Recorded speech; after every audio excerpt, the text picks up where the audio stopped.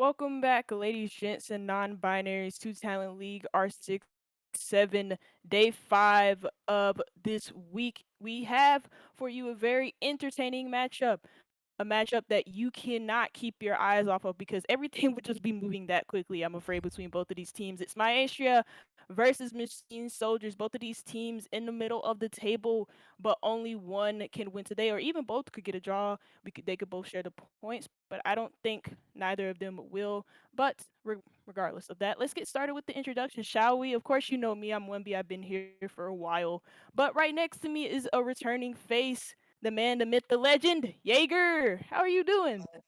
Return. Thank you, Wumby. It's been a long ride. And I'm glad to be back. I've been trying to cast a game for like 3 weeks, I'll be honest, and every time it gets cancelled or I get sick or my internet dies. It's been horrible. But yeah, for those who don't know, I recently just moved. I moved into uni like 3-4 months ago, and I've been setting things up and getting ready to cast again, and it's just been so unlucky time after again. But ladies and gentlemen, we are finally back, and we're going to get back on the grind. You're going to be seeing my face a lot more often, and if you don't like it, well, sorry, you should probably turn the stream down when I'm casting that. But regardless, we're gonna go straight into the game. I think we're already a bit late on schedule, Maestria and Machine Soldiers. We're going to be going over the map bans, Wombi. If you can just go through it real quick, because I don't have that loaded up right now. Yeah, of course. If you pay attention to your screens as we do bring it up, I'll Mm-hmm. also talk about the staff vote right after this so Yep. you guys can Yep. get a clue of what our staff is thinking. So, as you guys can tell from the picks, both of these teams picking Clubhouse and Villa. Now, both of these teams in their last game, Maestria against Praetorian, in which they won the whole game against the first place team. Machine Soldiers playing against Vega Esports. Vega, plummeting further down the table. Both of these teams have played both of these maps that they picked last week. And so now they're bringing it back in this week because both Chalet and Oregon are auto banned, seeing as they did play it last week. So some pretty the usual maps that we do see. Apart from Villa, I feel like I haven't seen it as much recently, but Clubhouse is a mainstay inside of T4, T3, T2. In Pro League, we do see it sometimes, but not as much as we would see the new maps because since they're so fluid and whatnot with them. But before we go into the first map, which is going to be Clubhouse, I would like to bring your attention to the staff vote. As as you guys can tell, a majority of you guys or majority of us voted for Maestria to win 74% to be exact, whereas 26% think that Machine Soldiers would win. Now, that's not an unfair assumption just because of how good Maestria have been lately. They took down the first place team at Praetorian, who have been looking nasty all season. Machine Soldiers, they probably have a good chance of winning as well. They had a good 2-0 win against Vega Esports in pretty dominating fashion on both maps. So it wouldn't be unfair to put your trust into them to win today. Now, Jaeger, who did you vote for? Right. I minority machine soldiers. They're my boys. Oh, I've been loosely keeping track of Talent League while being hectic with other stuff, so I know a little bit about what's happening here still. And machine soldiers, they haven't lost a game. They haven't lost a game, right? I mean, by game I mean entire match yet. 2 wins, 3 draws. They haven't lost yet, and I feel like I don't know. I feel like they're gonna get over the line today against Maestria today. I don't know. It's just a gut feeling, but I've been wrong before many times. So who knows? Who did you vote for, Bambi? I voted for Maestra. I do believe in them. I said the last time out Yeah, against yeah. Praetorian that they don't look like an eighth place team that was in the position they were in before Mm-hmm. that game, and they totally proved me right. Propelling all the way up to six, now on 10 points, and again, taking out the first place team in Praetorian, a team that's looked like Yep. lights and above beyond their Yeah. the standards of T4. It's of course you're gonna vote for the team that just beat them, the team that just take them down, because Praetorian are the team to beat this season, and guess what? They got beaten. But heading into Clubhouse, we already got our bans underway, as well as the picks, as well as the site pick. Now, the bans, not too surprising. Of course, you have Thatcher, who's been on every Same single old, map, same but old. Clubhouse is a map that makes a lot of sense for him, seeing as hard breach is Mm-hmm. so important. Flores, don't really care about him. He's really Defenders good at protect clearing your out bombs utility from being with his defused by Rotaro drones. attackers. A lot of utility at once with his Rotaro drones, including shields. So Mm-hmm. obviously, not machine soldiers, but my Maestro wanting to play with shields a lot more in this game, or even just keep their utility intact. Kaid and Valkyrie. Kaid for Kaid tricking. Valkyrie because of the amount of intel that she provides on a map as big as Clubhouse, which is pivotal for the defense. So again, not too surprising in terms of the bans. But first site is going to be cache CCTV. Usually the first site is either basement or Basement? cache Yeah. CCTV. Yeah, 10 so seconds remaining. Yeah. good. I mean, honestly, I don't have much faith. If I remember 5 correctly, seconds. from I think CC is the most attacker-sided site for Attackers are moving out to locate a Clubhouse. bomb and defuse I feel like attack wins a lot here. I mean, compared to bar gaming.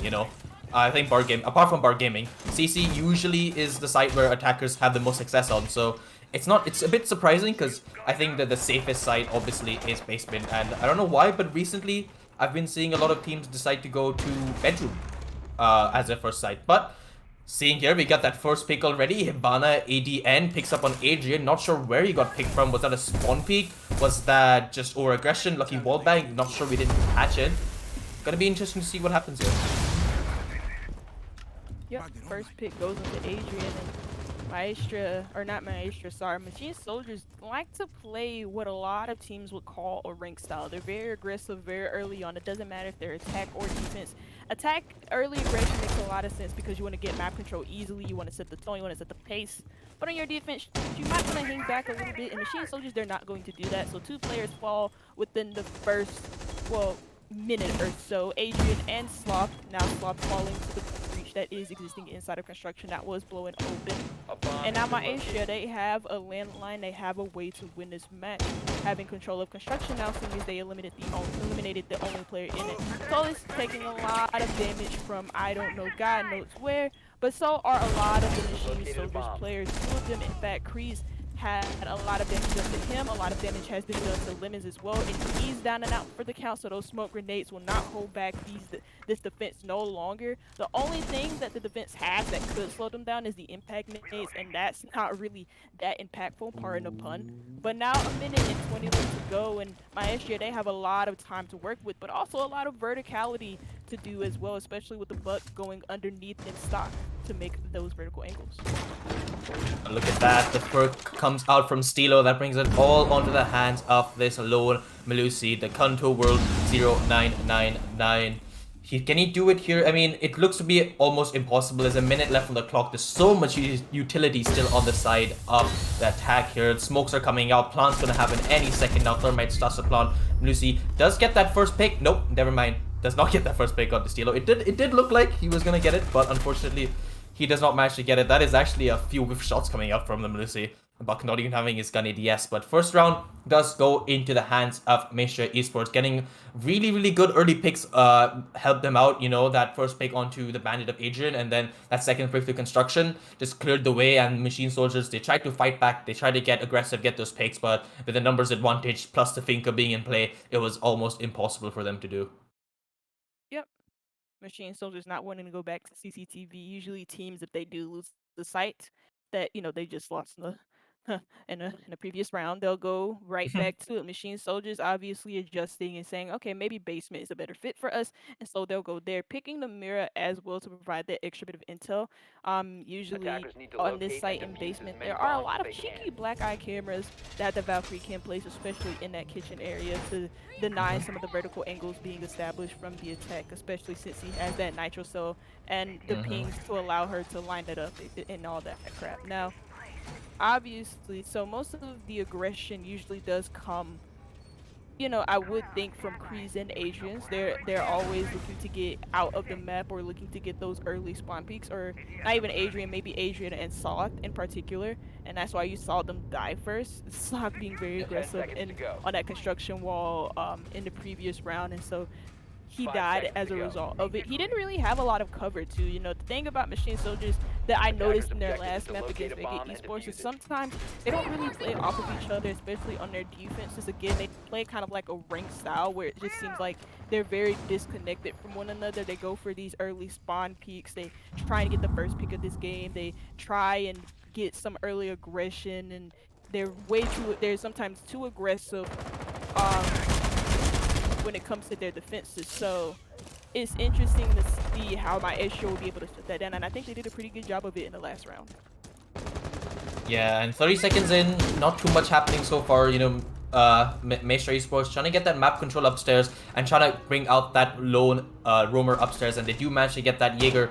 He's dead, but unfortunately for them, there's still one more player playing by Jim, but you can see the Buck opening up so much space. The Melusi, she's forced to rotate all the way back downstairs, and luckily, there is no one playing on that connector door, so she's able to just walk back downstairs. But maybe, she's still trying to get that peak. She wants to get some kind of trade up because it's only been 2 minutes, and usually by how the strat book goes is they try to waste, I think, a minute 20 seconds upstairs and then go down and then try to keep easing their way until there's only around 45 seconds left when the side execute comes. But the Jaeger dying just too early in the run, the Melissa do anything else, and smartly decides to go back to site here. Decides to go back into dirt where I think there is an attacker playing there, so has to be a bit wary of that. But you can see there's so much attacker control upstairs. They can do as much as they want so freely. All this vertical control, hatches are open, droning. You can just see how many drones this even have. It's going to be really difficult here for the side of Machine Soldiers who are just anchoring down here. You can see the gunfights ringing out. They're going to need an opening pick here. Yep, they have the nitro. This is the thing. They do have two nitro souls in sighting. Usually teams who like to fully anchor on the basement site will have nitro souls, but also intel in support of that. Machine soldiers don't really have that, but what they do have is gunpowder because until this dies, I'm not too sure to who the kill feed went a little bit too quick for my eyes to catch up. The mirror being popped by Lemons himself as he's looking to hold an extra angle down on the main Attackers have stairs. The dropped the player bomb in diffuser. dirt being dealt with by the Melusi of Kree. So Machine Soldiers, while they lose map control, they're not losing control of this game because they regain it back. 35 seconds left for the attackers. They're out of man disadvantage. It looks like they're out of ideas. Diffuser is in lobby, but it is okay. It's not gonna be picked up. The Habana just ran right past it. Gonna deal with the stock hatches and get that entry into blue. Steelo, able to hold a tight angle onto the player playing, getting by those buttons in armory. Can spot the elbow. I think he does see the elbow. Let the Melusi move at the last second. Adrian able to get another frag for Machine Soldiers as they edge themselves further to a round win. And a nice little clip from Adrian downs Aiden. And the last player alive is Steelo. He's going to jump right through the arena gates. Very low in HP, very low in time, and he runs out of it. It's Machine Soldiers to grab the equalizer just as quick as Maestria grabbed the first.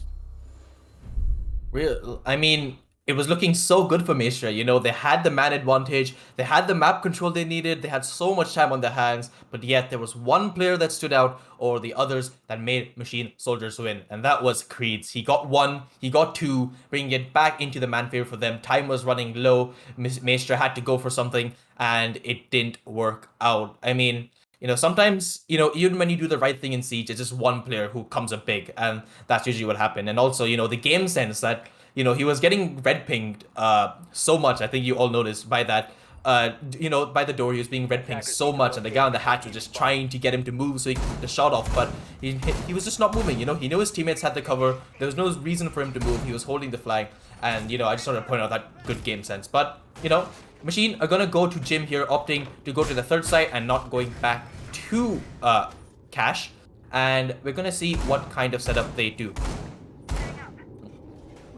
As of recently, actually, you know what? I'm not even gonna talk about as of recently. I think it Mm-hmm. was as recent as my Asia's game versus. Yeah, it was as recent as 10 my seconds Asia's to game versus insertion. Praetorian, where when they played Clubhouse, the 5 very seconds to first go. site that they went to on their defenses was Bar Gaming. So it's interesting to see Attackers that, must and they locate won and it like defuse the pretty bomb. convincingly too, and because there was a lot of, you know how Bar Gaming works. I'm not gonna really I mean, discuss it right now because it's not the site that we're focusing on. But yep. they caught not QBG, sorry, Praetorian off guard, and they won that round in such a dominating fashion, mainly off of the fact of Atolis, who grabbed like a very quick 4K to start off that round because Praetorian weren't really good at shutting down his aggression, at closing him down together as a team. And that's something that I talked about Machine Soldiers not really having that good of teamwork. It did get it, you know what, against Vega, their teamwork was a little bit better on Villa, but on Oregon, there were some disconnects on their attacks, but more specifically on their defenses where I was focusing on it the most. And again, that's something that they're gonna have to focus Bomb on as a located by team. Gym attackers. Bedroom is most definitely an offsite for a lot of defenders just because of the amount of angles that can be worked against you. As I say this, 2 kills rang out, one for either team, and Billy also the Kunto does fall down as well. And that's your ultimate and frost off the board. While the frost isn't that important because you're already placing down you've already placed down your utility and all Mm-hmm. of that such. Billy is a huge loss just because of those shields and the Yep. power positions that you can play behind those shields, especially in a post plant. Yeah, I mean, I'm not sure exactly what happened there, but it's back to a 4v4, so nothing too much. Osa being lost, though, is a big blow because Osa is always going to be used in those post plants, smoking it off, knocking that shield, getting yourself into a relatively safe position that normally you would not be able to plant in. But, you are dealt the hands that you are dealt with. Wait, you're dealt the cards that. Okay. Oh no. This is gonna Oh get cooked, no. isn't it?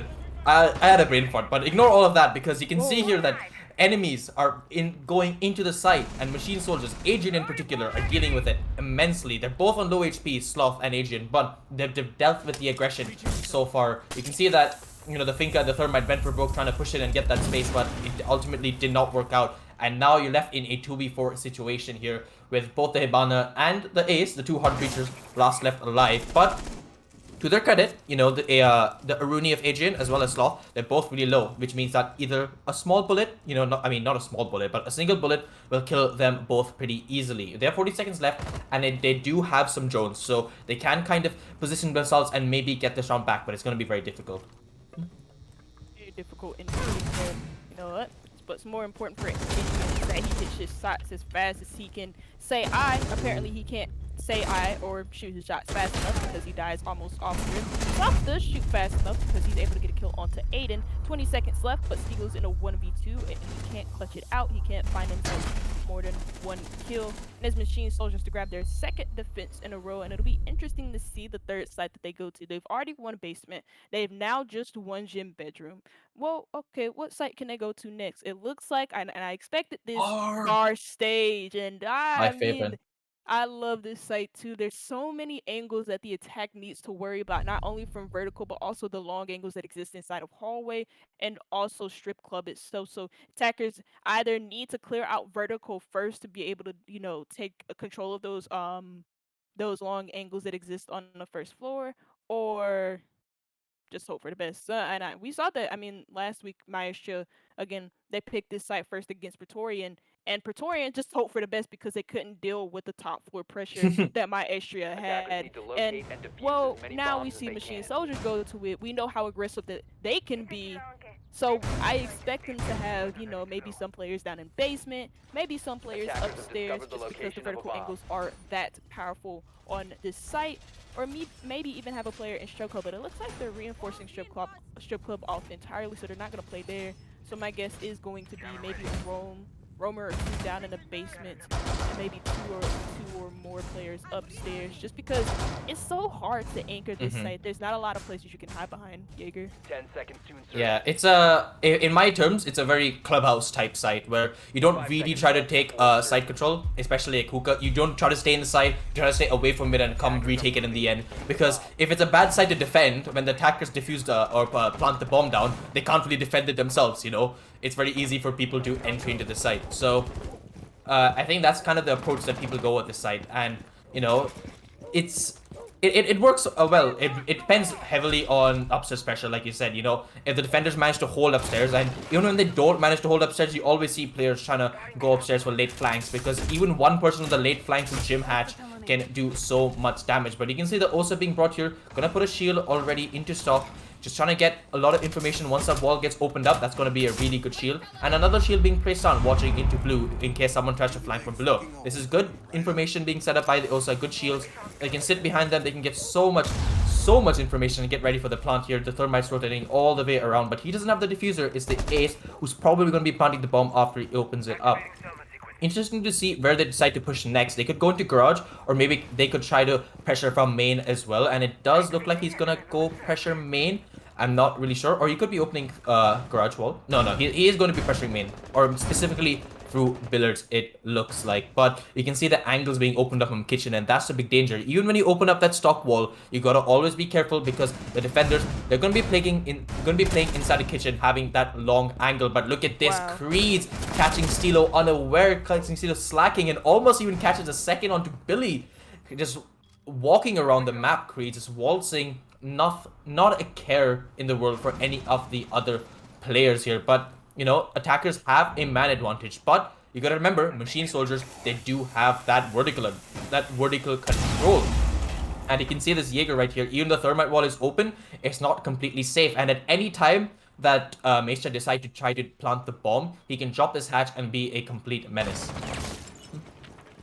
Yeah, this is the worry though for Maestro, like you said, because they haven't really fully cleared the top floor, unless I'm mistaken. It looks like they did take care of the player that was on hatch. I'm not too sure if that was the Kunto. I know Creed's I felt like he was a bit too aggressive. He had a shield that the Oso placed, and he could have used it to his advantage.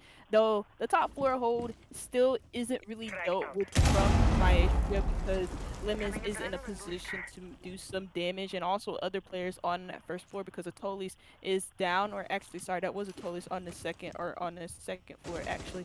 Nitro Cell thrown out, but it is a fluff Nitro Cell as it lands just right next to that reinforcement on that concrete Oh, wall. It is blown just as Attackers the have dropped the grenade bomb goes diffuser. out, but 15 no kill seconds is left. netted with either one of those explosives. Adrian, though, behind bar 10 manages to seconds to go. grab Aiden. Billy has to Attackers overaggress. recovered He the also has to diffuser. worry about diffuser, so he makes that decision to 5 get seconds diffuser left. itself. Adrian down. 5 seconds left to plant. Attackers All bomb they need to diffuser do here has is been grab the dropped. planter. There you go. Operators, But you have run is out it of too late? time. Nope. They didn't get the plant off. It's Lemons with a crucial 2K to end off that round. And another third round in a row for Machine Soldiers. They've been dominating on their defenses so far. My issue have come so close yet so far away in multiple situations, but they haven't been able to close it out. And now we have a bit of a pause, but not from my issue. It is going to be from Machine Soldiers instead. I mean, Wumby, what did we say? You know, they got the control on the bottom floor, but top floor, nada. Yeah. You know, Miro was upstairs, the Jaeger was upstairs, even though he might have dropped once Adrian got down. But when you have that much control upstairs on both of the hatches, you just can't plant the bomb. You know, you're not going for a quick smoke plant. You know, I've seen, I think, a few matches where people will rush in through the main door and try to plant in the double doorway. Using an Osa shield, but they didn't try to do that. It was a pretty standard take, and when you don't have that vertical control and vertical pressure as an attacker, this site becomes almost impossible to attack, because you know the defenders are attacking you while you try to quote unquote defend the site, like I said. So, you know, also, you know, this is a bit off topic and a bit random, but I figured out what I was trying to say earlier, which was you have to work with the deck of cards that you are dealt. I don't know why I was struggling too much to say that, and I almost fluffed it again, which would have been even funnier. But no, I did remember saying that, which is a bit off topic. But like you said, Machine Soldiers, they did take a pause, which I'm guessing is to do with. I'm honestly not really sure. They won 3 rounds in a row pretty convincingly, so I'm guessing it's to do with either they want to pull out a certain strat, or maybe they just wanted to take a bit of a break to talk about the round and what they could have done better the next time they go to that site. I'm not really sure. We can speculate all we want, but we probably won't figure it out. But Maestria, they're going to be attacking once again onto this basement site. Last time they came here, they got that opening pick. They got the map control relatively early into the round, but they weren't able to close it out. Will this round be different? Well, we'll find out literally in the next few minutes. Attackers are moving out to locate the bomb. You know what? Their tactical that pause could have just been someone lagging, and we as casters are just thinking of like in intense ways of what they're talking about. Like, oh, maybe Yeah. they're talking about like new strats for basement, or it could Oh. be that somebody's lagging. Well, okay. Well, you know for sure that Creed is not lagging because he goes for an aggressive run out and grabs the toilets off rip. That's a lot of aggression taken off of the board for the attackers because keep in mind, Finka, she's insanely good, especially if you pay attention to her win delta, her pick rate, and everything in between. And also, that's a lot of utility lost in the form of the Gon 6 and the Naze. And again, I wondered how my Maestria would have done or would have dealt with this early aggression from Machine Soldiers, because Vega, they struggled with it for a majority of their match on against Machine Soldiers themselves last time out. And the answer to that question is, well, Kree's just got to pick, so I don't really know whether the answer is yes or no, but it seems like they're not really dealing with it too well. Soft need to get aggressive on to Secret on the top of Secret stairs.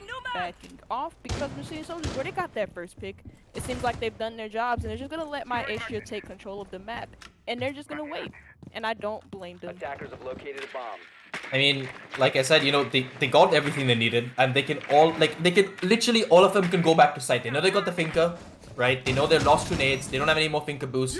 Even if all of the vertical pressure comes out from above, there's not going to be too much time left. There's a minute 20 left when all of the hatches are going to be opened. Everything is done. But, defenders have the man advantage, and from my experience and watching this game, when the defender has a man advantage on Clubhouse Basement, it tends to go in their favor. So we're going to have to see exactly what happens. The Jackal track, not going to be as useful as it is because, usually you bring a Jackal to clear out the roamers, but all the roamers have already retreated back to site. So you're going to try to, maybe isolate a few defenders, try to get the positions. And you can see, actually, there's a few players of Maestria going to be going for this construction take. They're pushing in Jackal head first. There is a shield and a player playing right there, and that's a smoke. And that canister right there is going to halt that push for a few seconds, and he can fall back. But he can also choose to aggress. Right back on the shield is a Malusi Blub Blub, as we like to call it. Right next to the shield, if anyone tries to get too close. And I think Maestria made the smart decision to say, you know what, this is not the area we want to attack. It's probably going to be a death sentence, and they smartly decide to rotate away. But the 30 seconds left, 1B, what it is supposed to do, they're going to have to drop into a hatch. It's going to be a suicide attempt coming up for Maestria any second now. You can see all of them on top of this kitchen hatch. They're going to go for it. Smokes are going to come out, flashes are going to come out. Will they be able to defend and repel this Machine Soldiers? I don't know. We're going to find out in a few seconds here. 10 seconds left. Going to see if they can get any early picks. Diffuser is dropped immediately. Jackal does get a trade, as well as Thermite. It's literally a 3 versus 3, but the time is running low. And unfortunately for them, the Thermite is starting to get the plant down, but he's not able to do it as Creeds, that one player who's been so good this game in getting those frags, is able to get that diffuser. Ooh. Wow.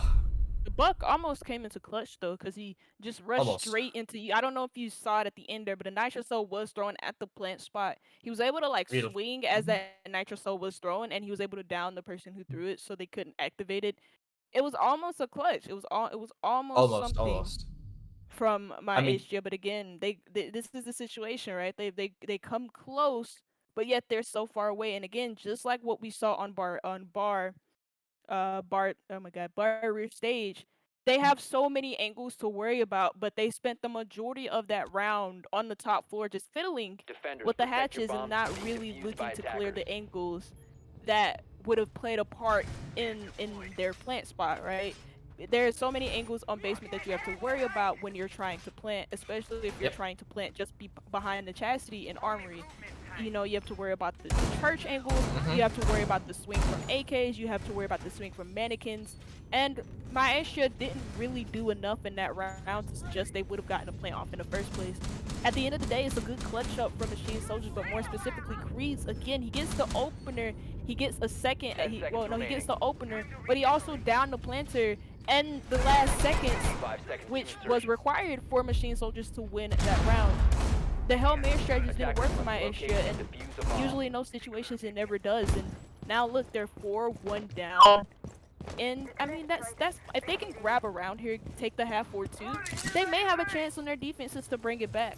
But right now, there's nothing to suggest to me that Maestria have what it takes to the 4-2 because it's just been round after round of continuous mistakes, not clearing enough angles to get the plant down, not doing enough to clear out the space that they need in order to get that plant down. And that's what we saw in basement, and that's what we saw on bar stage. But now going Yep. on to gym bedroom, it's a better chance. It's a new day. It's not a new day. It's the same day. It's a new round. You know, A let's bomb focus has on been that. located. We get it. We get it. Oh my god.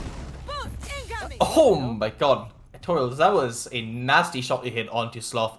And, you know, that's exactly what, you know, Maestria needed. They needed that opening pick, and luckily for them, they got it pretty freely. And that this forces Machine Soldiers to try to get a bit more aggressive and get that, you know, that refrag pick. And Billy, he does get Adrian, but Kreese refrags him right back. And once again, that's the OSA down, which means that planting is going to be a bit more difficult. But luckily for them, they still have that man advantage. And Kreese, he's going to try to be a bit of a nuisance on this cash side, but he does get thrown down, so he's going to back away at least for the time being. You can see the majority of players are on that jacuzzi balcony. The Buck playing on top of this Logi hatch, just waiting for a bit more information maybe, thinking maybe he had some flashes to try to burn that Rooney gate. But unfortunately for him, he doesn't have any such thing. He's trying to get pings out. He's trying to get information of people playing in Logi. And as we could see as a spectator mode that there was one person playing on that mirror window. But, you know, I'm not sure if he is actually aware of it. I'm assuming he will be aware of it because it is a pretty common angle that defenders would like to play, especially when they're defending his side. But you can see that Decanto, the Mozzie here, he's just trying to get so aggressive here. He's 0-5, not had the best of games so far, but that doesn't usually matter at times like these when he has to go huge. Lemons as well takes a lot of damage as Steelo picks up another kill, bringing it back into a 4v2. It's all into Creeds and Lemons here. This is looking better and better for Maestria, but Thermite, he's lit into such low HP as well as Lemons. He gets a kill. It's all down to Creeds in a 1v2 situation, but the HP is so low. The Finka doesn't have any more Finka boost left. It's actually very, very doable for Creeds if he plays his time right. 40 seconds left, but he doesn't even manage to get that first kill. It toils. Gets that first pick in that round and also gets that last pick. The two most important picks, some would say, impact frags. And, you know, Maestria, who've struggled. Let's not sugarcoat it. They've struggled pretty hard on the attack side. You know, they managed to bring back 2 rounds and bring it back into a pretty winnable game. Yeah, that was a much needed round for them to claim. We all know Clubhouse is this defensive sided map, and while Machine Soldiers, even if they won that half 5-2, 5-1, and they would have switched onto the attack, which is the weaker side, they give themselves that lifeline. They give themselves that bit of cushion to lose a round or two. Now for Maestria, they have a better chance of putting themselves back into this game, but also winning it fully, or we could just see overtime between both of these teams depending on how the attacking half goes for Machine Yep. Soldiers. And just for a little bit of fact, last week against Vega Esports, I believe Machine Soldiers had the same half. They started on defense on Villa, which I think it was Vega Esports' pick. But they started on defensive half. They won a half Discovered the 4-2, location of a bomb. and then they won one attack, and then lost like 3 attacks in a row. And it took them a while Yikes. to get themselves back into the game. But the main issue that I had with Machine Soldiers on their attack, and it's the same issue that I had on their defenses, was it felt like the intel gathering or the communication seemed a little bit lackluster. Today it seems just a little bit better, 10 seconds but to we'll see insertion. what it looks like on their attack. The first sight, actually, it's a screamer, 5 seconds bar remaining. stage, and I'm excited to see how Maestria play this. We already saw Machine Soldiers on Attackers it. are moving We to saw defuse the Maestria bomb. on it last week as well. And this probably will throw Machine Soldiers off guard like it did Torian. And you gotta remember, they're running a very, very different lineup to what Machine Soldiers ran. They're running a Echo plus Maestro combo. So what this indicates, or what this usually tells me, is that they're gonna try to waste a lot of time and try to get Machine Soldiers to try to attack the site, quote unquote attack, as in try to taunt. But wait, is that a Mistro? Was there a guy sitting in the corner? I'm not sure. I wasn't really paying attention perfectly, but No. okay, no, never mind. He was on the stairs. It just looked like I thought he was in that corner in the garage and he wasn't strong. But okay, never mind. As I was saying earlier, I mean, they're gonna try to get the plant down in the last 20 to 30 seconds. Maestro. They're gonna try to waste as much time as possible, and with the Echo plus the Maestro, it's gonna be very, very, toxic and what is the word I'm thinking of? Yeah, that's right. It's gonna be very claustrophobic for them to try to plant. But look at this position coming from Stilo. He's playing in a pretty rat position here, and if he's not been droned out, this is easily 1 free kill, maybe 2, if he gets lucky, or if there's no other, if there's a teammate close to him. But Agent, he's not really trying to push up. The drone's coming out first. That means that Stilo is gonna get droned out, which means that he might actually get caught. But Agent decides not to pull the trigger and at least damage Stilo. So Stilo does manage to get away for free. But look at Machine Soldiers. They're already playing this a lot better than what I like to see from Maestria. They're trying to get this top floor control. They're trying to contest and try to get all of this. But Stilo, he does get that pick back onto Sloth. And that is a Thermite hard breach down. And, you better hope he got those walls open. Otherwise, it's gonna be a big problem. Drop the bomb Like you diffuser. said. Ooh, Stilo actually moving to his position in the corner of construction, able to get that kill onto Lemons. He could line himself up for another. But we didn't see this from Maestria, who didn't consistently contest this top floor. We're seeing it from Machine Soldiers. Machine Soldiers, Adrian finally able to get that trade onto not yet on a not on Stilo yet because he's still consisting on his top 4, persisting, I mean, but it's a triple kill from Adrian on the round. Fika doing Fika things, using that adrenal surge to pop her health back up to, well, something a little bit more bearable. Now 40 seconds left for the attackers to go. Only 2 players remain for Maestria, and the only thing they can do is just watch these long angles. They do have an Echo on the board, so there is a plant that they also have the Maestria as well. And they could use both of these, especially with their utility. I don't know if the Echo drones have been shot out, but if they haven't, then they could use that to deny plant, because Machine Soldiers, they're running out of time. They're running out of ideas. I mean, they have control of the second floor as well, so there's not a lot to worry about when it comes to those angles, especially Construction Hatch being in control of them. Now the smokes go out, but I don't know if my Machine Soldiers noticed, but the cameras, they can look directly at Adrian trying to get that plant down. Do they know about the positioning from the Echo? Yes, they do. They have the Overwatch. It's great from Machine Soldiers. Ooh. And it is a 5th round now on the attack as we do switch halves.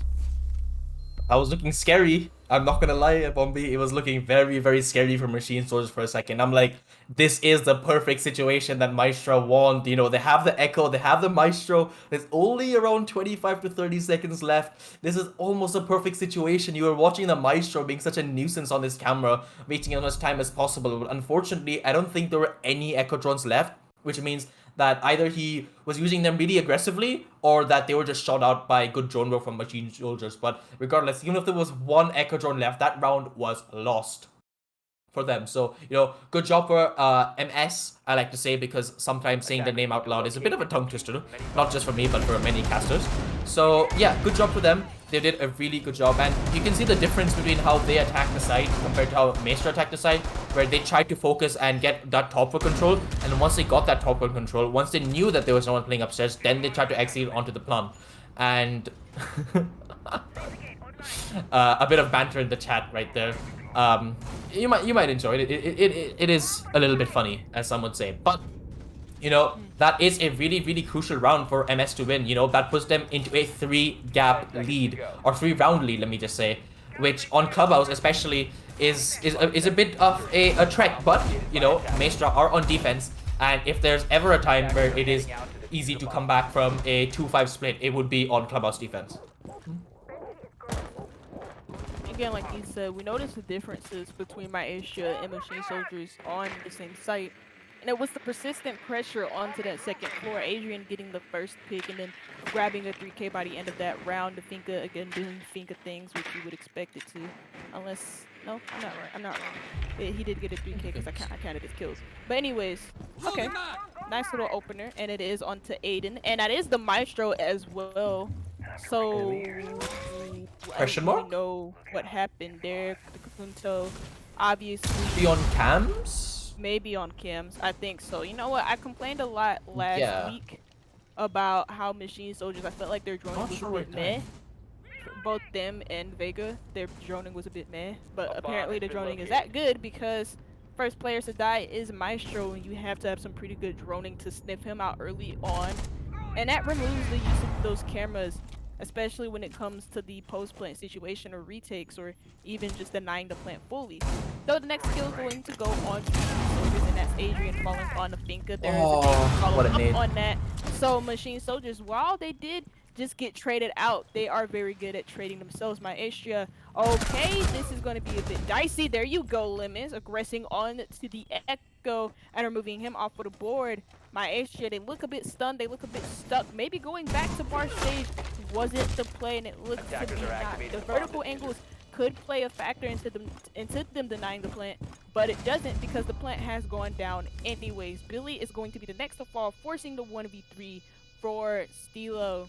35 seconds left, or 32 or 30 seconds left in particular on the bomb before Stilo can be able to defuse it. He does find himself one kill, so that does give him a lifeline into this round. Amira, Stilo, 12 and 4. Nice shots, but very low on HP as well. And these assault rifles can take him down in a hinge. And there you go. Kreese, F2 swing, strip club. The round for Machine Soldiers is I just do some key phrases here and there, and I just throw you guys out for a loop. But again, Machine Soldiers, they forced themselves onto match point. Maestria, again, I don't really know if going back to the bar stage was the play.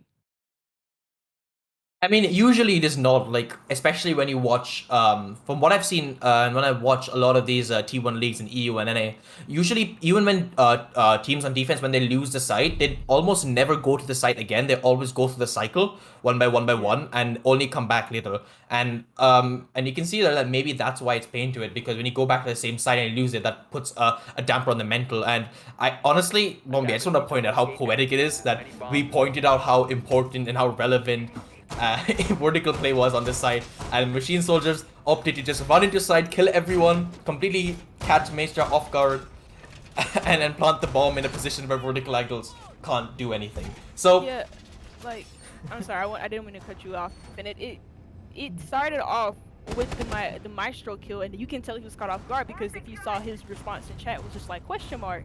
And it could have been just due to the fact that he was on drones the whole entire time and Machine Soldiers were setting themselves Expected. up to kill him. 10 seconds Maybe to go. because the Maestro thought was confident enough in his position that he didn't think that he was 5 showing out in seconds the first left place. before insertion. And then to follow that up with just running into sight and killing the Echo that was hiding out in pool Attackers' table. objective is to locate Like, a that bomb takes some and defuse it. balls. And Machine Soldiers, what they do have those. I mean, that's, you know, it's the rank strats. We talked about the rank strats working out or not really working out or whatever the case may be, but Machine Soldiers, they have the rank strats. Or they do rank strats, as a lot of teams would call them, because we had that conversation on the podcast, and he described it the same way that I'm describing it. But it's that wasn't even really just rank strats. It was just catching Maestria off guards, which even pro league drop the teams bomb diffuser. would in that situation they would do that. They just run right in and take them over. changing up the tempo, that's the best way. You never want to keep the, you always want to change up the pace of a round. You want to keep rounds slow, you want to keep some rounds fast, some you want to keep in the middle, try to start off fast, start off slow. It's all in the makings of a good team to be able to switch up the tempo of the game, like I said. But let's not say that there was no let's just not say it was all rank stats. There was really good drone work from Machine Soldiers that round, and we will talk about that round later, because you can see clearly here, Lemons got taken out early into this round. Not sure exactly how he died there. I'm guessing from the vertical angle above, but Etoile's elsewhere gonna get really lit up, but gonna get a kill regardless onto Kreese, and suddenly Machine Soldiers, they seem to be crumbling this round. A minute and a little bit are gone, and 2 opening picks lost to them. Etoiles and Billy, 2 people still roaming upstairs on a very little sliver of HP, but you can see exactly why they got those 2 kills. You can see that Pulse play in basement, feeding them all this information that they need to know. And information is the name of the game. When you have the information, you can afford to be more aggressive, afford to go for these peaks, and it's working out for them. And Stilo winning that gunfight against the Kanto World is putting themselves back. I mean, not even back into the driver's seat, just puts themselves into an even better driver's seat. The hatch still not opened. This person upstairs not dealt with at all. And honestly, it's gonna be a miracle if Machine Soldiers were to win this round at this point. Would indeed be a miracle. 2 players left alive, like you said. It is Adrian on the finger. Maybe they could. Okay, that was very quick. He just switched Maybe it they back to could, me. yeah. Both died all fourth. They tried to rotate right in front of the secret window, and they just get flicked on, get wrecked. Machine Soldiers, but Maestria Outplayed. lifeline maybe 3 rounds needed to be won by them in order to put themselves on level terms to bring us into OT. But again, this is a team that I said didn't deserve to be in 8th place. A Machine Soldiers, well, they don't deserve to be in that place neither. This is a very evenly contest matchup, but Machine Soldiers, for the most part, have been taking the driver's seat. They have been taking the wheel inside of this matchup, and Maestria have been spectators for a majority of this match. Now, they get their 3rd round, but they're gonna go to Gym Bedroom. You know, a site that is kind of like similar in a way to, well, not really similar to Bar Stage. They both operate in a completely different way. But the Defenders, way that they're protect your similar bombs from is being the defused fact by that it just feels like it's so open for attackers, and you can't really anchor in neither one of these sites. You have to play off site. You have to deny control on the other side of the map. I mean, I think this is going to be a true test for Maestria because we didn't see any. We saw them go bar twice and they failed, and they went basement, which is a kind of a cushion site for most teams, and they won that. So these next 2 rounds, you know, they're gonna have to win. They're gonna have to win gym, and then they're gonna have to either win cash or bar again. Which, considering their track record on bar, I'm assuming they're gonna go to cash. So they're probably gonna have to win cash. They're gonna have to win gym before they can go back down to basement for that cushion and that quote-unquote easy last round. So it's gonna be a true test for them to be able to defend these 2 rounds in a row, and the pressure is building on them. They know what they must do, and you know, Machine Soldiers, they have 3 rounds to play around with. They can afford to take things slow. They can take things fast. If they want to go for a rush strat, they can go for it. You know, they're in the driver's seat, no pressure on them so far, and you can see Goyo doing a little bit dance on the table, kind of a little ritual maybe, hoping that they can get the run because of that. Interesting thing about Goyo, and as of recently, like, you know about his changes with the Vulcan shields turning into the Vulcan canisters, and now instead of only, you know, what would have been 2 shields or what would have been 2 canisters, he gets 4 now, and instead of his fire lasting for 10 seconds, it now lasts for a millennial, and more specifically, it lasts for 20 seconds. So yeah, I like it. a lot of delay power. A lot of delay power in the Vulcan canisters now. I don't know if they nerfed it, but when I read the patch notes last time out, because I was like doing a little bit of note taking, not really note taking, but I was trying to figure out what place Goyo was in as of recently, and this was like a few weeks ago. But like when I was trying to figure that out, I read it and it said like 20 seconds. So it lasts for so long. Once you pop those Vulcan canisters, the attackers might as well, okay. That was crazy, but like I said, if you Insane. those Vulcan canisters, you know, you might as well just reroute your attack to somewhere else. There's a kill on the board from Machine Soldiers, but quickly traded out from Stilo. So Maestria doing a little bit better on the trade game, getting those immediate trades once one of their players are immediately picked off. But Aiden, that's a mirror gone. That's a Night Assault off of the board as well. So I wonder what position he was holding on. I'm guessing it was one of those SCP, able to get a second from Maestria. May not even matter what that Severe was holding on to if these players can keep on fragging like this. But Millie, very low in HP, and the man count now live on the board. 3v3 between both of these teams, and a minute left to go as Machine Soldiers. They're just gonna take the site. They're gonna make their way in. Adrian holding an angle inside of hallway onto the player camped in logistics. Stilo able to get 1 as well. Sloth very low on HP. Machine Soldiers, well, what can they do in this situation, Jaeger?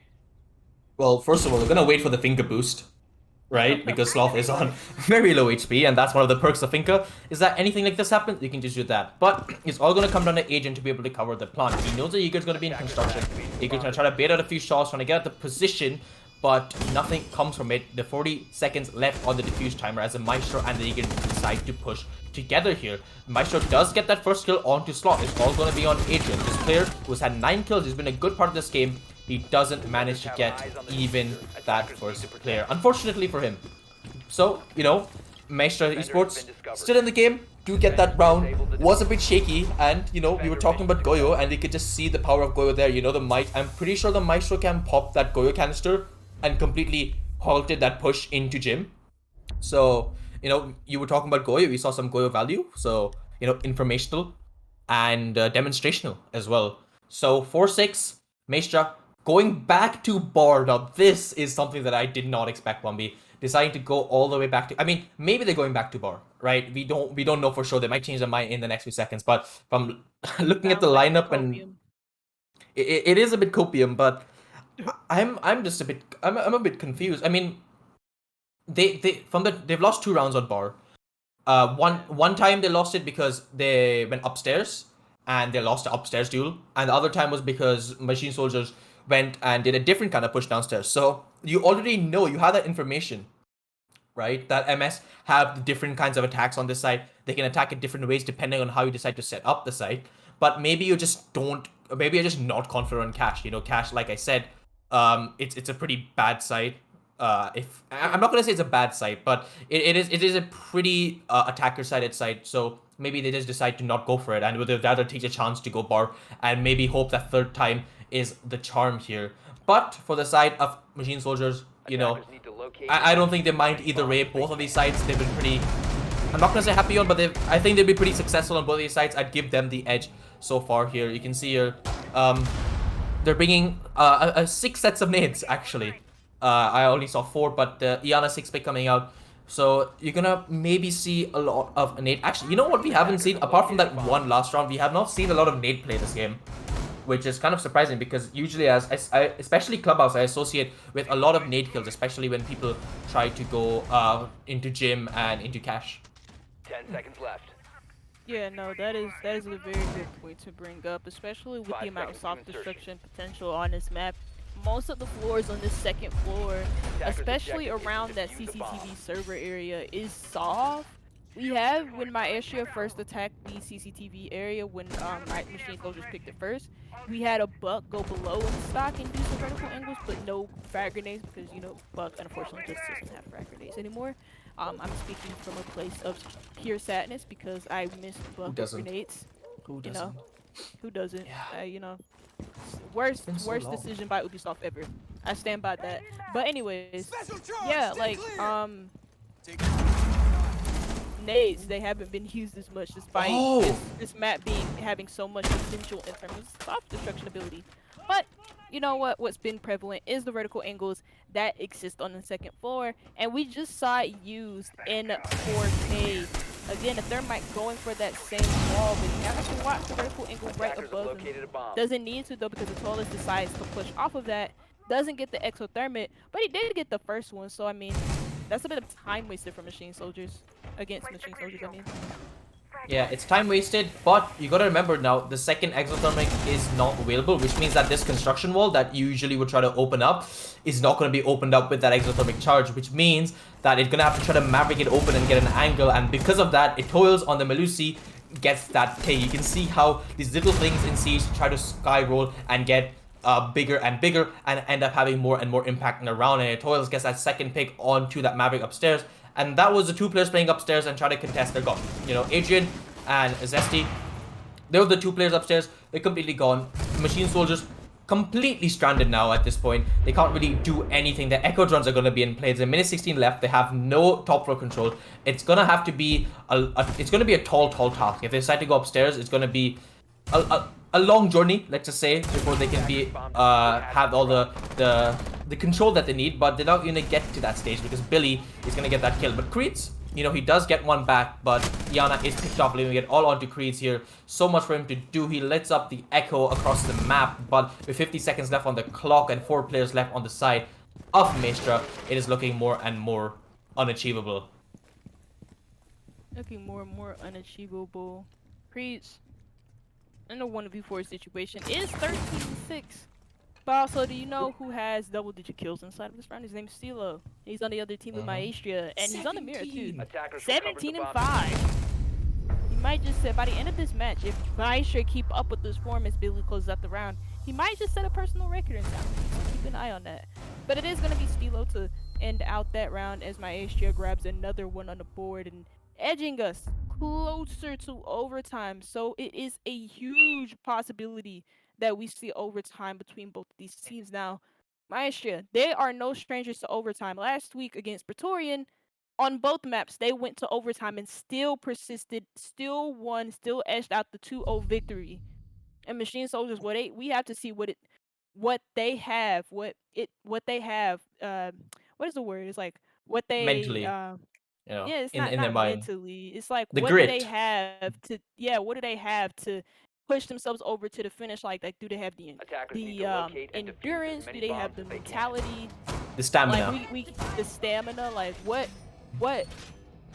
we gotta see how they You react see, going into yeah, overtime because don't forget they were 6-2 up by they before were.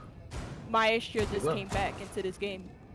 So this is I this mean, is a pivotal round for Maestria to win, but also for Machine Soldiers not to lose. that is true, And honestly, that last round is down to one thing, and that was complacency by Machine Soldiers. And it all started with that one impact and that one exothermic charge 10 seconds being to removed. insertion. That meant that basically, not only have you wasted time, that extra 5 exothermic charge seconds they're going to remaining. use elsewhere didn't get to be used, so you had to use the Maverick to open up that construction Attackers are wall. moving out And of because you had to use the zone. Maverick to open that construction wall, guess what? You open up a line.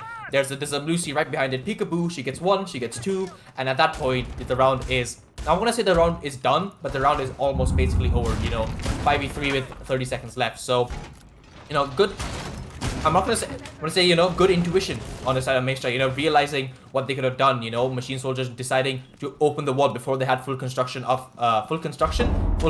of construction. There, really letting them down, and now they're gonna have to attack onto basement, which historically hasn't really been successful for either team attacking this. But maybe this is the round that changes. Could be. We have to see some big adjustments come from Machine Soldiers.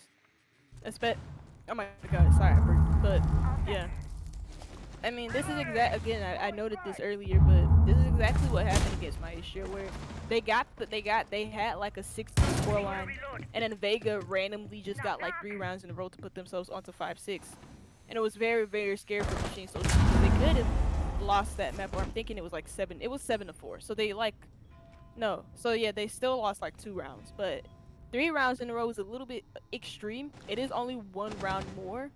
But again, we're now on match point because, Machine Soldiers, again, getting a little bit too complacent, Oh my god, pulse losing a shotgun. lot of these rounds, being a little bit too clumsy and tripping over themselves when it came to their utility, especially on last round in Bar's face where they were trying to just get the stock wall and Atolis from above, especially with Machine Soldiers not having the proper control on top floor. He still got it because he wasn't being pressured in cash. Kreese gonna be the first one to fall, and with how much vertical needs on this map of Clubhouse, especially on this basement site, that could be a crucial pick. But they also have the Buck to reinforce the vertical angles from above, and so the slush balls, the Buck takes that crown. But you know who else takes that crown is Adrian, who's now 11-8, gets a 2K all the way from Bar. And you know what? When you need someone to step up, it is gonna have to be in these type of situations. You do follow men early, and you need some quick frags back in order to propel yourselves over the finish line. Now, it's not the end of the world for Maestria Esports. They have Attackers have 2 players located a on bomb. site. I believe I don't know where the third player is. Actually, yes, I do. He's in Oh gym and my Steve. god. He could infiltrate this Machine Soldier's backline, and he does. He grabs Adrian first as the finger off the board. 3v3, 25 seconds left. Machine Soldiers, do you have what it takes? There goes the Kunto to maybe say, yes, we do. Another player falls on Machine Soldiers, and it is 15 Lemons. seconds But to again, go. do they have what it takes? No, they don't. 10 seconds, or not, 15 seconds 10 left to seconds go. left. SCP and Aiden. 2v1 situation, slop the Habana all by their 5 lonesome. seconds The remaining. Malusi gives away their location, but Attackers most dropped the importantly, diffuser. also slows them down. And it is an ending 3K2 from Aiden, 1 from SCP. And Machine Soldiers, they don't have what it takes to pull it over the finish line, and we see yet another overtime in a Maestria Esports match. Right. I don't want to be mean and rude, but Machine Soldiers knew that Rooney was upstairs. They heard the Yep. shots, right? Yep. They heard the shots. So I'm just confused why they decide to completely ignore her and just decide to drone on top of the hatch where a drone on top of this the motor hatch where a Rudy could easily drop down all the hatches and kill. I mean, it's beyond me. Maybe they just had a drone set up on main and didn't realize the gym hatch was open, right? I'm guessing that's probably what happened. But that I don't want to call it a throw because obviously it wasn't a throw. Agent did very well to bring that round back into their Attackers need to favor, and locate and defuse as many bombs as they you can. know they still had a, and especially on the basement defense, even when you're on the man disadvantage as a defender, it is still very doable. And Pulse shotgun. When I saw that, I thought we were back to year one. That is a year one strat. If you know, you know, right? The pulse shotgun back in the day, and I think it was bank through the floor. It's insane, but it's a bit of a throwback for him. But Maestria, it was a bit sketchy, but they did manage to pull through, and two people down at the end. Where's Finka when you need her, right? But you know, Yeah, Blink. jokes aside, 10 seconds to go. it's going to be machine soldiers back on defense. I'm saying a lot. Maybe this is because it's my first cast back. I gotta stop saying it. I'm saying it so much. All right, no, I'm not gonna say it anymore. But machine soldiers, like I said, they're gonna be defending first, which is going to be a boon because statistically, defenders have had a very good success rate on this map. 42. I think they've had 8 rounds in total so far. So we're gonna be able to see what they're gonna do here. We're gonna look to Creeds and Adrian to really pull themselves up. They're the two people on top on machine soldiers, and they need to get the kills. They do. Machine soldiers, I mean, they get back onto defense. For the most part, their attacks were just, a bit meh, but that's not to say my Maestria didn't have their struggles neither. It's just so happened that my Maestria just did a little bit better on their attacks, able to win 2 rounds, whereas Machine Soldiers, they weren't able to win. They were only able to win 1 round out of the 6 rounds that exist on attack. And no, it was due to a lot of throws. Now They back won on the 2. defense. They won 2. Yeah, they won 2 on bar at the start. That's 4-2 Oh to yeah, that's 6-2. true. That did it That too. they lost Okay, 4 so though. maybe they did the same as one another. Oopsies. Sorry. I had the stats too on my notes, but okay. I just completely disregarded what I wrote down. I was thinking, like, wait, if machine soldiers, lost more, how are this in overtime now? Wait a second. I mean, you know what? Don't doubt me. I mean, oopsies. Anyways, let's forget about my blunder because my SJ looks like they're prepping for an immediate hatch drop into kitchen. Nobody from the Machine Soldiers are active enough to react. Kreese gets flicked on, and Slump is able to get the refrag. He's able to get a second onto the hatch, a nice little shot onto Billy. But what are you doing? He just walks completely under it, right into SCP's crossfire. Atolis reestablishes the main advantage that my Maestria set themselves up for in the beginning. But do they know the position in the back of Armory? I mean, it doesn't look like they do. Never mind, it does look like they do. And Adrian is gonna be somehow winning that gunfight after getting so low at the start, bringing it back into 2v2 and Lemons. He's not supporting his teammate at all. He could potentially even get floor banged. Adrian, I mean. He's on such low HP with 45 seconds left on the clock. If I was him, I would rotate out on the side and play for that retake, man. You're such low HP, and you can see here, he does get bucked through the floor. And it's all down to Lemons. He does have the C4 in his favor, and there are 30 seconds left. So Maestria could take their time. They could drone him out, and I'm pretty sure that's exactly what's happening. The buck is on the drone. They're getting that information that they need, and he is going to be droned out. So they're going to know he is going to be inside of church. But you got to keep in mind that Lemons, he does have that C4 in play. That means that if anyone even attempts to go for that hatch drop, they're going to be shot down. But look at that. The smoke grenade is going to come through. The C4 comes through, but that might be too late. They should get shot, actually, and it's only 6 seconds left. Plant starts, but look at this. The rotate hole is actually going to end up being his favorite, but Stilo through the wall with the wall bang, clutching it out so close. The thermite almost dying. That was so close. I would love to see how much HP that thermite had at the end. Unbelievable clutch by Stilo. He's been the man of the hour so far, gotten so many kills for his team, and when it mattered the most, he won that round. Woo! Real kicker there was obviously the smoke from the thermite as well to block the vision of Lemons. He didn't have a direct line of sight on the hatch drop, but also more importantly, he couldn't get the nitro cell through. It seemed like he misthrowed it, maybe because the smoke was, indeed blocking his vision, and so he didn't have clear vision on where the hole was or where he could throw it through. So It's an unfortunate one for Lemons, and also he did he could have gotten that too with the planter and also the person Defenders, watching the protect your bombs planter. from being It's an defused by unfortunate attackers. situation, but again, it's Stilo. You know who else but Stilo? Wedding He's bomb. been so pivotal for Maestria Esports inside of this round of Machine Soldier. They just can't stop him. He's 20-6, and well, Machine Soldier, they do have a couple players in the double digits, more specifically Adrian and Creed, but nobody's able to touch Stilo in this lobby. He's just, every time he has somebody battling him out in a 1v1, he just shoves him off and says, "Get off me, boy, you can't touch me." And now look at this. Maestra now on 10 their seconds defense left. is going to gym bedroom.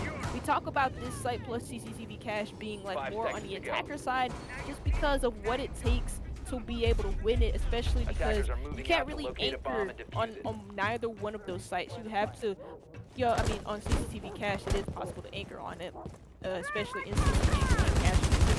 But in gym bedroom, you can't really anchor inside of the site because of the many angles that can be played against you, and so you have to extend yourself Attacker's over bomb to diffuser cash has been in dropped. order to deny map control for the attackers. But usually, especially if the defenders are not disciplined enough to hold on to cash, or they're not disciplined enough to not overpeak and give away their lives, that can lead to some early picks into some early advantages for the attackers.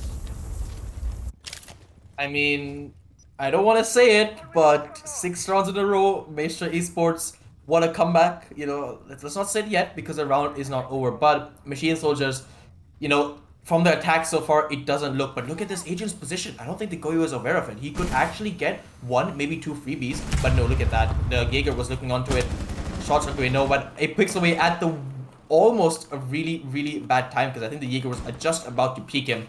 But you can see there's so much utility being set up here. They're expecting the CC take, and it's a pretty standard thing to have a shield, some ADS as the alibi trap. The C4 actually coming out there might end up doing a lot of damage, but I think it might get shot. I'm not sure exactly what happened. Maybe it missed. But a lot of time has passed. It's minute 30, almost gone from the clock. Attackers still trying to get control of the CC area. The Jaeger has rotated back, but only as far as construction, so he can still help support this Goyo playing inside. And you can see this position that this Goyo is playing on is usually very, very tricky for attackers to deal with. But the Jackal track does end up coming out, which means that he's gonna have to move. But look at that, Adrian, your finger dies first, which is not something you want to see. But Creed does get that trade back onto Stilo, and a trade onto Stilo, you take that any day. Goyo does get a refrag though, but does get traded out immediately. But look at that, the refrags are insane from Maestra, SCP, as well as Etoiles there, bring it back into a 3v1. So much control, it's all onto poor Sloth here on the roof. He was unaware of what was even happening, just helping his team droning, and it's all on his back. With 45 seconds, he has 3 kills to find. He knows the position of 2 players, but this Maestro camp being such a nuisance, it toils jumping out that window, and what a round to end it on. Honestly, it was, I don't want to say peak siege, but the amount of refrags happening at the end, it was it was such an enjoyable experience to watch as a fan. But congratulations to Maestra. They got that 6-round comeback, 6 rounds in a row to bring it into an 8-6 victory. That must sting if you're a Machine Soldiers player or fan, and hopefully it doesn't affect their mental, as we are going to be going into map 2 shortly in 5 minutes. But before that, we're going to take a quick break.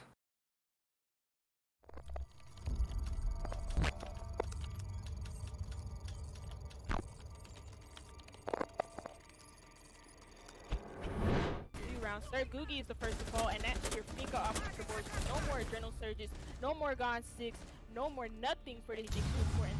Now Lasmo does fall since he was on very low HP, and there goes F2 as well to get the second. So here, but QVG's going to be the tides, to say the least.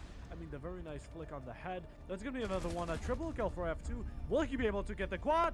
Yes, he does. The Thermite player will be getting off with a quad kill. And actually, he is going to be getting a bit of a gunfight pretty soon brought over to him. And as soon as we speak of the Devil, it's going to be the Thunder Creed. Creed will be taking out. Is down, but and that should go for you too. So that's a big gun off of the board, as well as a lot of kills for the attackers. And oh my god, this could be huge as well. Esports are not on the wiser. Gazzo has to follow to get that diffuser down, as only 2 seconds remain. There's a player from Dirt, there's a player behind Guns. There goes a quad kill though from Aimi, who's over watching the plane. He knows where the last player is, and it's an ace from the Ayana. Army clutching up that round for Loud Esports as they take it whether it was a bluff or not. And it's so obvious that it is a burst, that it is a bluff for so many users. And they gave him more Vulcan canisters to work with as Equilibrium.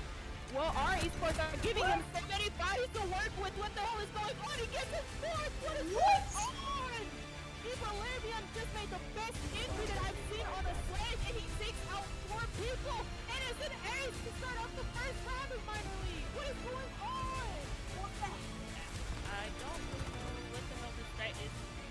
But okay, probably not working all that well. He's gonna get down and look at how. I just don't know what the hell this strat is. He gets another Lasmo. He might get himself a third if he doesn't choke in the gunfight. He has to find the clutch juice, and he has to find it now. QBG, you have to throw in the ball. There's no way they lose that round, and it is. There is a way they lose the round. Has actually been taken out, which was the one vital point you needed, the one thing you want. And that's going to be a kill onto Jaeger, almost a quad kill onto the Rooney, but not quite as Baby Shark is dying at the same time. Well, the Finka is out of the game. There's no more there's no more all those types of buffs. But there's going to be a kill transferred over to the Hibana, the team. That's going to be F2 out of the game. It's a 1v2 situation. Post plant is there, so what will learn from the Baby Shark? He gets another kill. That's a triple onto the head. He needs to get one more. And will he be able to do it? As he actually gets it. And that's going to be a quad kill and a clutch from the Rooney player. With the defuse in hand, he's going to be winning the first round for Team Loud. Bit of a throw from...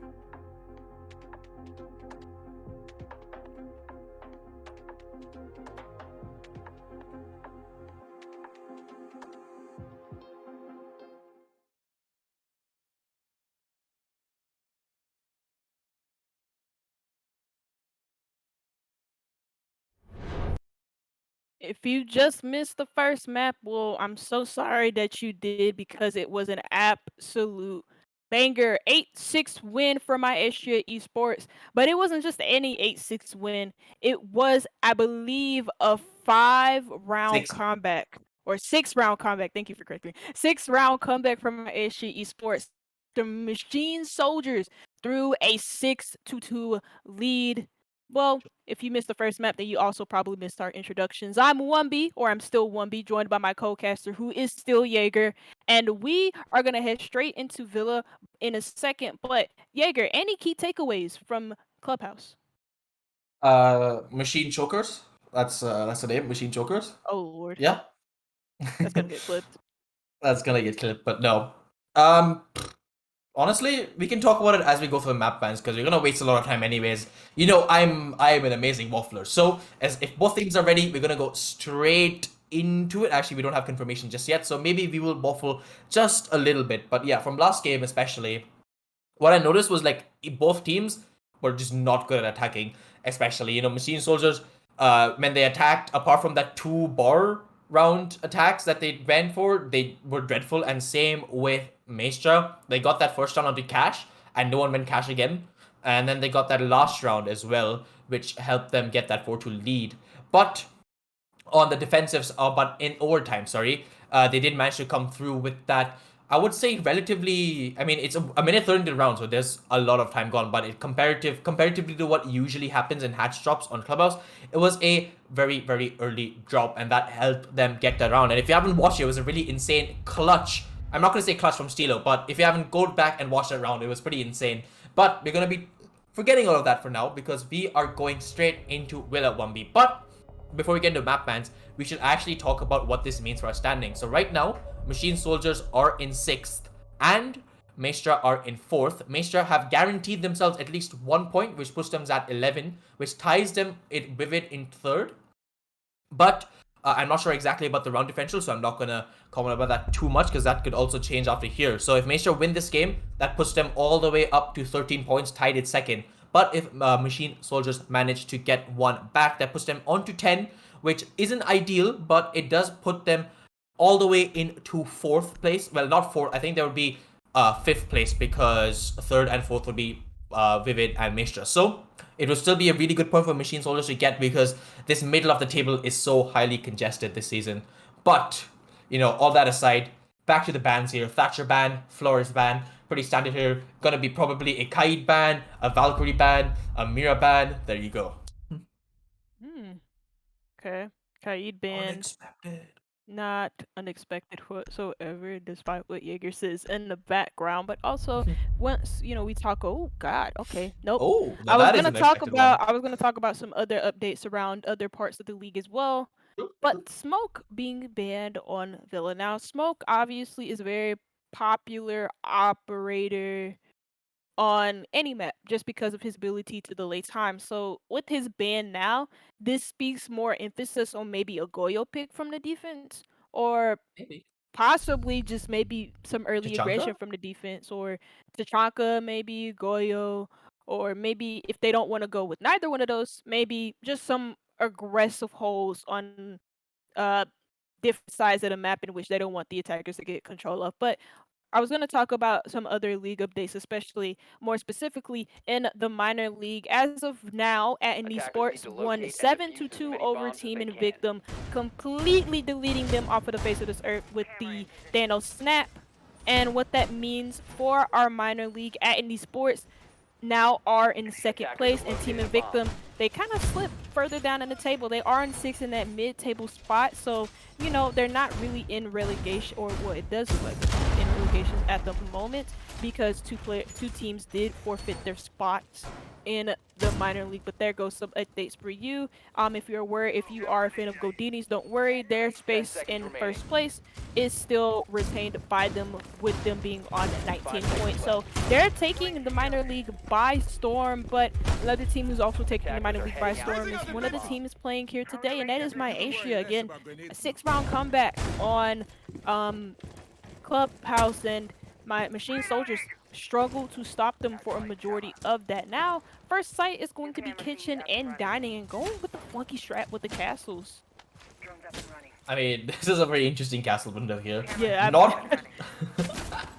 I mean, it wastes time, you know? You can't deny that it has wasted time. But, you know, we gotta also keep in mind that Clubhouse was a Maestria's map pick, sorry.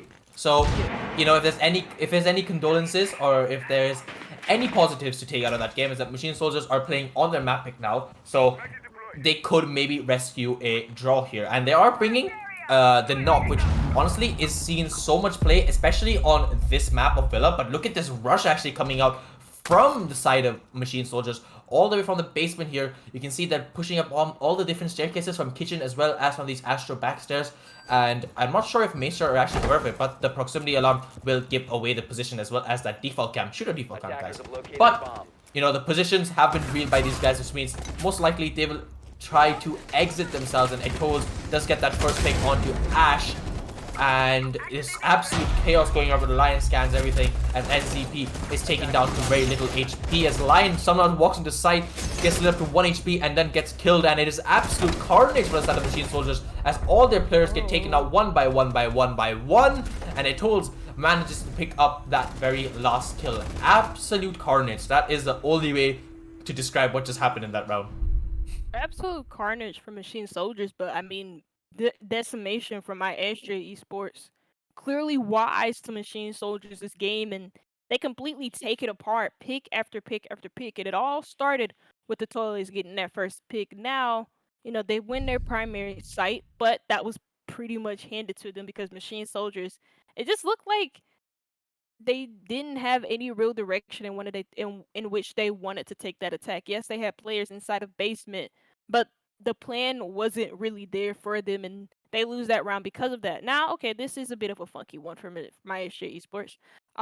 Their secondary site is going to be Living Room Library, and Living Room Library Defenders, isn't protect your bombs from that humans. uncommon of a pick on Villa, but it is a bit of an off site, a bit of an off pick. I'll put it in that way. I think that is fair to say, Jaeger. Yep, that is. I mean, a bit of Siege trivia for you. I think it was back in the 2020 EU finals where Virtus Pro brought out Living Room when Living Room was not a good side, and they showed how good it was because you could defend it from that upstairs not statue. What is that room?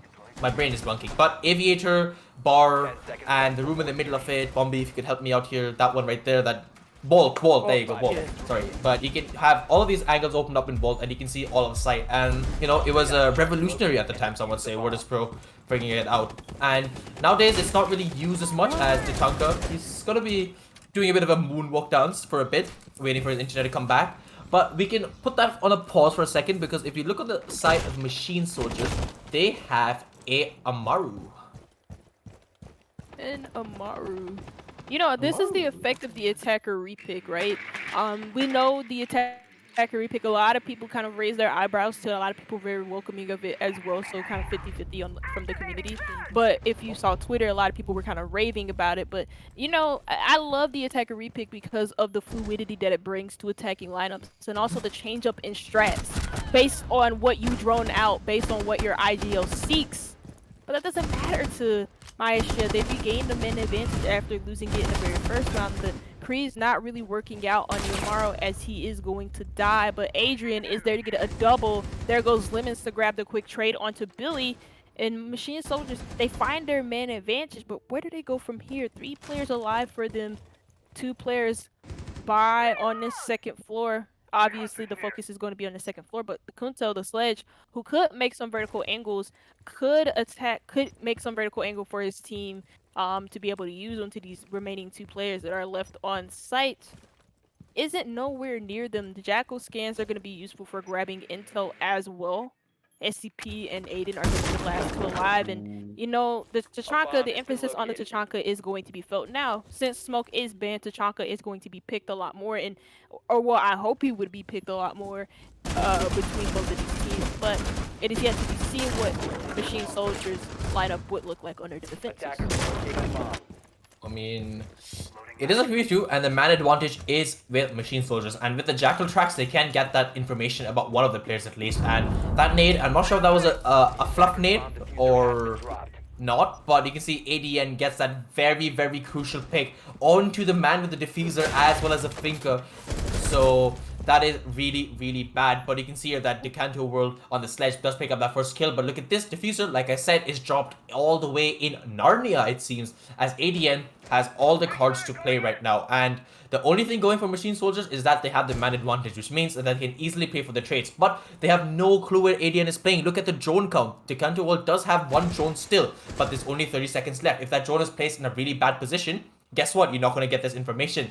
20 seconds left. They still have no clue, but the drone does eventually come in and the position is revealed. But with 15 seconds left on the clock, it's going to have to be really difficult. But look at this. Sledge smartly gets the diffuser and manages to back away. But the time is running low. ADN could so easily clutch this out if he just peeks this so correctly. He's so close to the fight, but the diffuser does manage to get planted, and now he has such low HP. He needs to win this gunfight if he wants to win this round. The two people there lining up almost for him. He's trying to get this pre-fire shot perfectly onto the sledge, but he's nowhere to be seen. They're playing this so perfectly, Machine Soldiers. Anything ADN can do is shut down by this sledge. Honestly, beautiful, beautiful post on from this sledge. Can't even lie. Beautiful post flame, but also great intel gathering. You know, like you said, they only had one live drone in a pocket of one of those Machine Soldiers players. They used the drone to their full advantage, knowing that, hey, look, we do have to get the diffuser, but also we don't know where the last player is. They had an inkling that maybe the last player in Iruni was going, Aiden, sorry, was going to be near the diffuser, and so they droned it out smartly. They were able to retrieve the diffuser safely, but then also more importantly, get the plant down. And Aiden has to retake site, but not only that, retake site, find 2 kills onto that library site, which if you play the post plant correctly, you can completely bamboozle the defenders when they're trying to retake that site because of the positions that you're able to play in. But not only that, he also has to get on diffuser itself. It's just a lot of work for Aiden. Couldn't do it. Couldn't complete it. Machine Soldiers, a beautiful end to that round. But again, that drone by China was key to them succeeding. I mean, let's picture a scenario, right? The drone wasn't there. You know, Sledge goes to pick up the diffuser, peeks the wrong angle, ADN gets that first kill. And now there's 15 seconds left.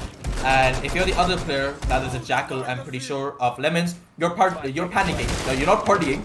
That would be a different scenario. You're panicking now because you're like, I don't know where the last player is. There's 15 seconds left. There's no way I can get this diffuser for free, and you probably lose the round. So that drone there really being clutch. And also, you know, just to point out, the Contour World 999. I'm not really sure what his name is exactly. I mean, I know what his name is, but I don't know what he wants us casters to call him, because, you know, calling him the Contour World 999, it's a bit excessive. So I'm just gonna call him Kanto for right now. He's like Kanto, but he's a okay, wait, I should. Oh lord. I'll just call him the World 999. You know, that's better. But you know, he wasn't performing as well last map. He wasn't really standing out, and he was playing a lot of the operators, almost playing a lot of operators that you would expect to get a lot more frags. So I'm glad that he had a really nice first round. But speaking of that, Creeds, he's taken up a lot of map space already here, and he's already reached red stairs.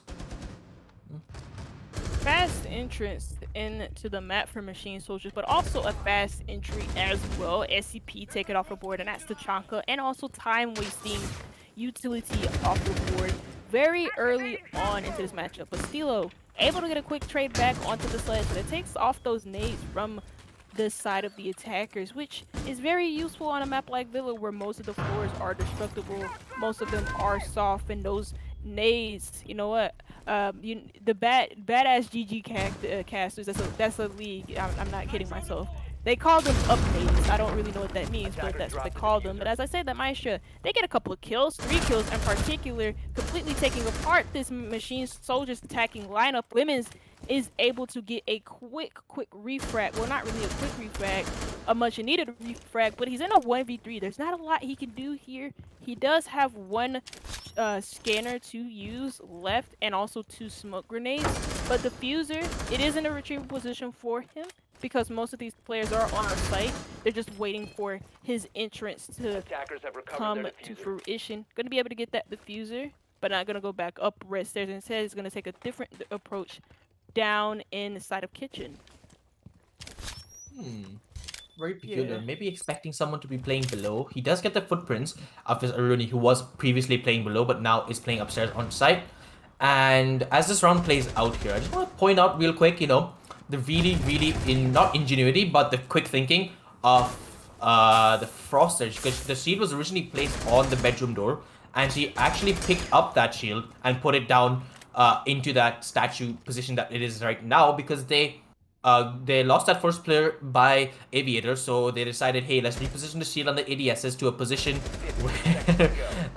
where they could get more value, and value it did get because I'm pretty sure they got 2, maybe 3 kills off of that.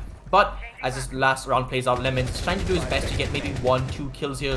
Throws up a smoke grenade through the hatch, hoping that someone will maybe drop and give him a freebie. Unfortunately for him, nothing like that sort happens.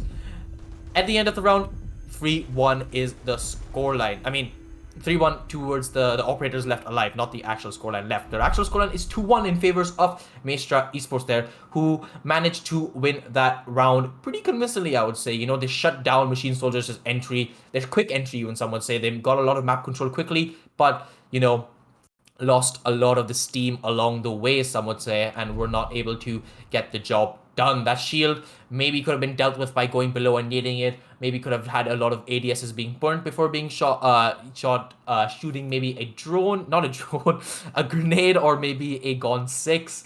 See, I was gonna combine Gone 6 and grenade, and somehow I ended up saying drone, which doesn't make sense. But you can see something consistent about Maestria is they love bringing the pulse. They brought the pulse on Clubhouse Basement twice, and they're bringing the pulse, I think, for the 3rd time in a row now. They're really favoring this one operator on this map, you can tell. Gonna pick, my god, gonna pick Living Library again. And they lost it in a pretty close engagement. It did end up in a 1v2 for Aiden because the post plant was properly played by Machine Soldiers again. Isolating one player from Maestria and then making sure that Aiden was stuck in a 1v2 situation. But more importantly, they also droned Aiden out, and he was right in front of the diffuser watching it, waiting for the Machine Soldiers players to pick it up.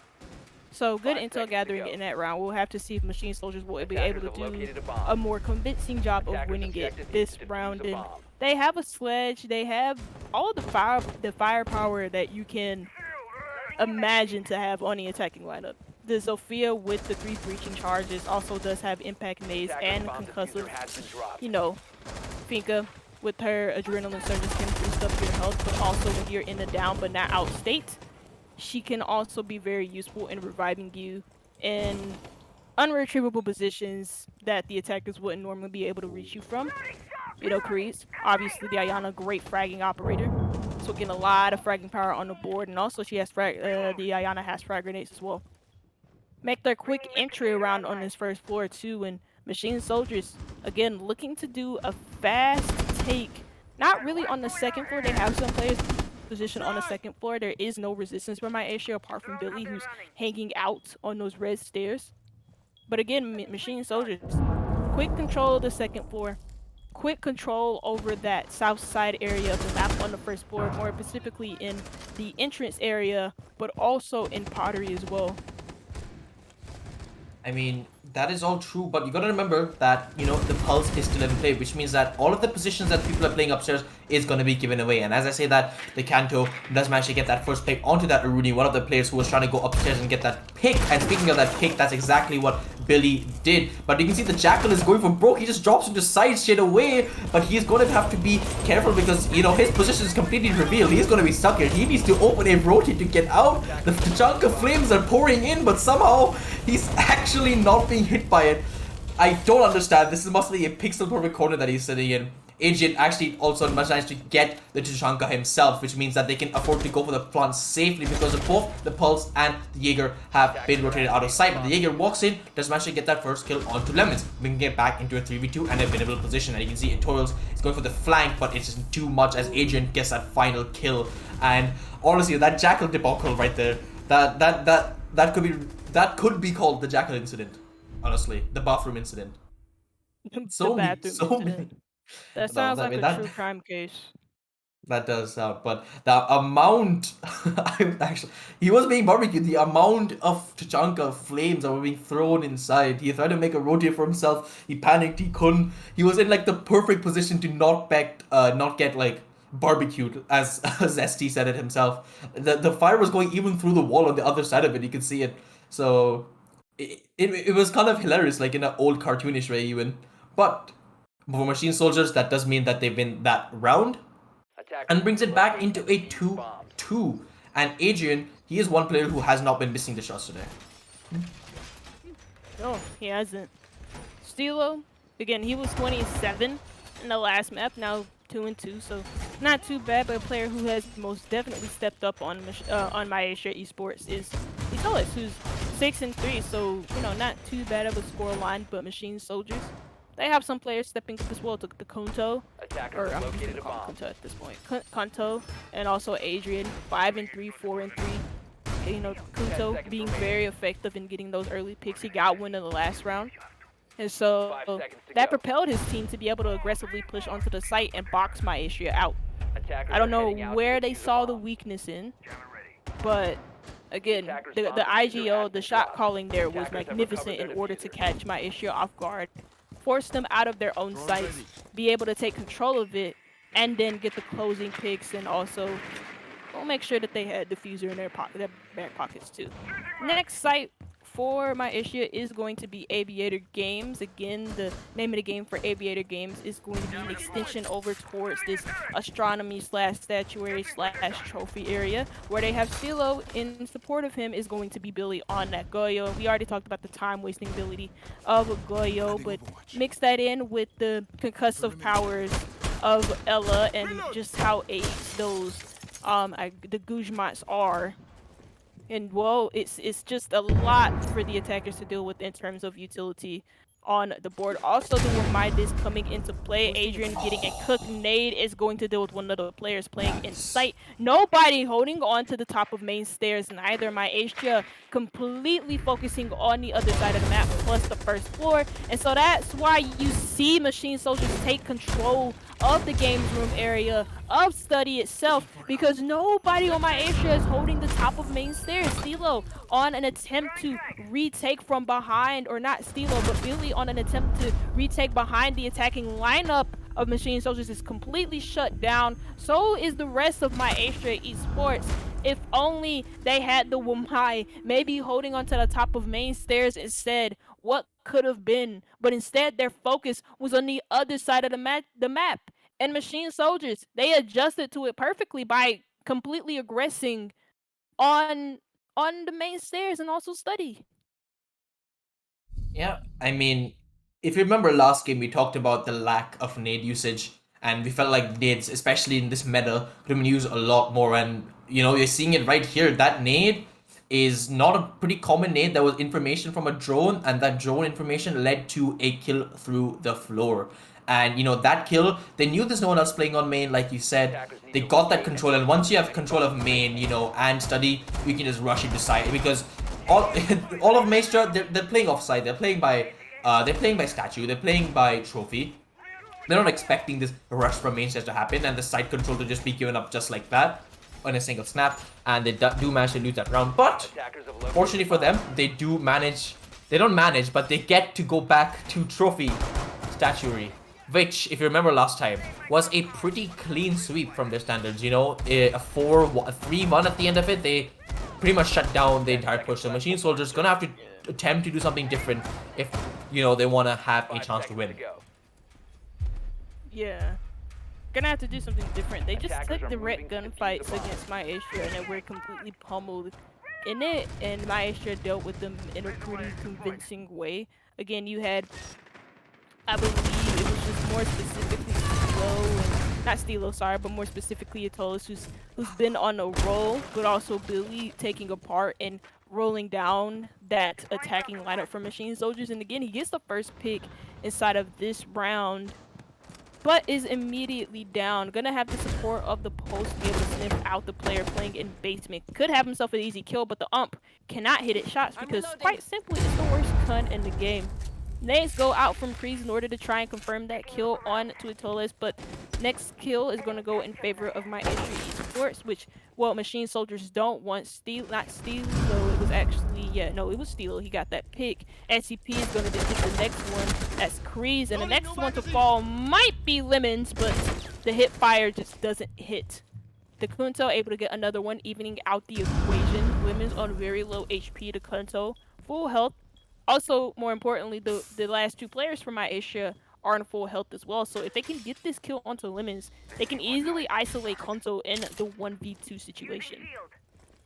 I mean, like you said, he's on such a low HP and he does have the diffuser, but he does have a Jackal track in hand. But the defenders have so much defensive utility and that shield. And if you remember the last time they tried to attack a shield on the side, it didn't work out well. And if maybe Kando had a nade, but the nade wouldn't have even helped because that is on bare concrete. You can't nade through that. It's going to be very, very difficult. And you can see here that the alibi of SCP is sitting in such a rat corner here, and it doesn't even look like Lemons is going to try to check it.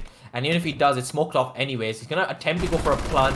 SCP can just go through and just swing, but the swing is missing. He doesn't get the shot. The smoke is going to enable him to get the plant down at least, and now suddenly this is a very fumbleable round. But never mind, ADN is there to calm the storm. I was scared there for SCP for a second. You know that the Jackal is 1 HP because of the calls coming out. You could have just gone for a random spray through it. You probably could have killed him, but that was way too close for comfort here. SCP seeming to be typing something out. Not sure why he got off the defuse there. Maybe wanting to give more points to ADN. I mean, this isn't Valorant, right? You don't get points for thingy. This is a very Valorant type move. I was gonna say, this isn't Valorant. You don't get more points towards your ultimate like you would if you were to get the diffuser, or if you were to get like the diffuse. Usually teams, a bit of Valorant, trivia. If you have somebody who's really, really close to their ultimate, more specifically a Chambers or a Sova, you'd let them have the defuse because you want to use the Hunter's Fury or the Tour de Force next round. Both pretty good ultimates. Again, you'd have to watch Valorant to understand what we're talking about. But Machine Soldiers now, as we enter the half, Machine Soldiers now on the defense. Primary site going to be this Aviator Games area. Now, last time out, we didn't see Valkyrie because she was banned on Clubhouse. And we've only seen Valkyrie maybe once or twice from Maestria Esports. For Machine Soldiers, bringing it out in their very first round, probably going to look to use the black eye cameras in order to enable their aggressiveness on the defense, or probably to use the nades at their disposal since they have two of them, and maybe play for teams with the black eye cameras and use those nitros from below.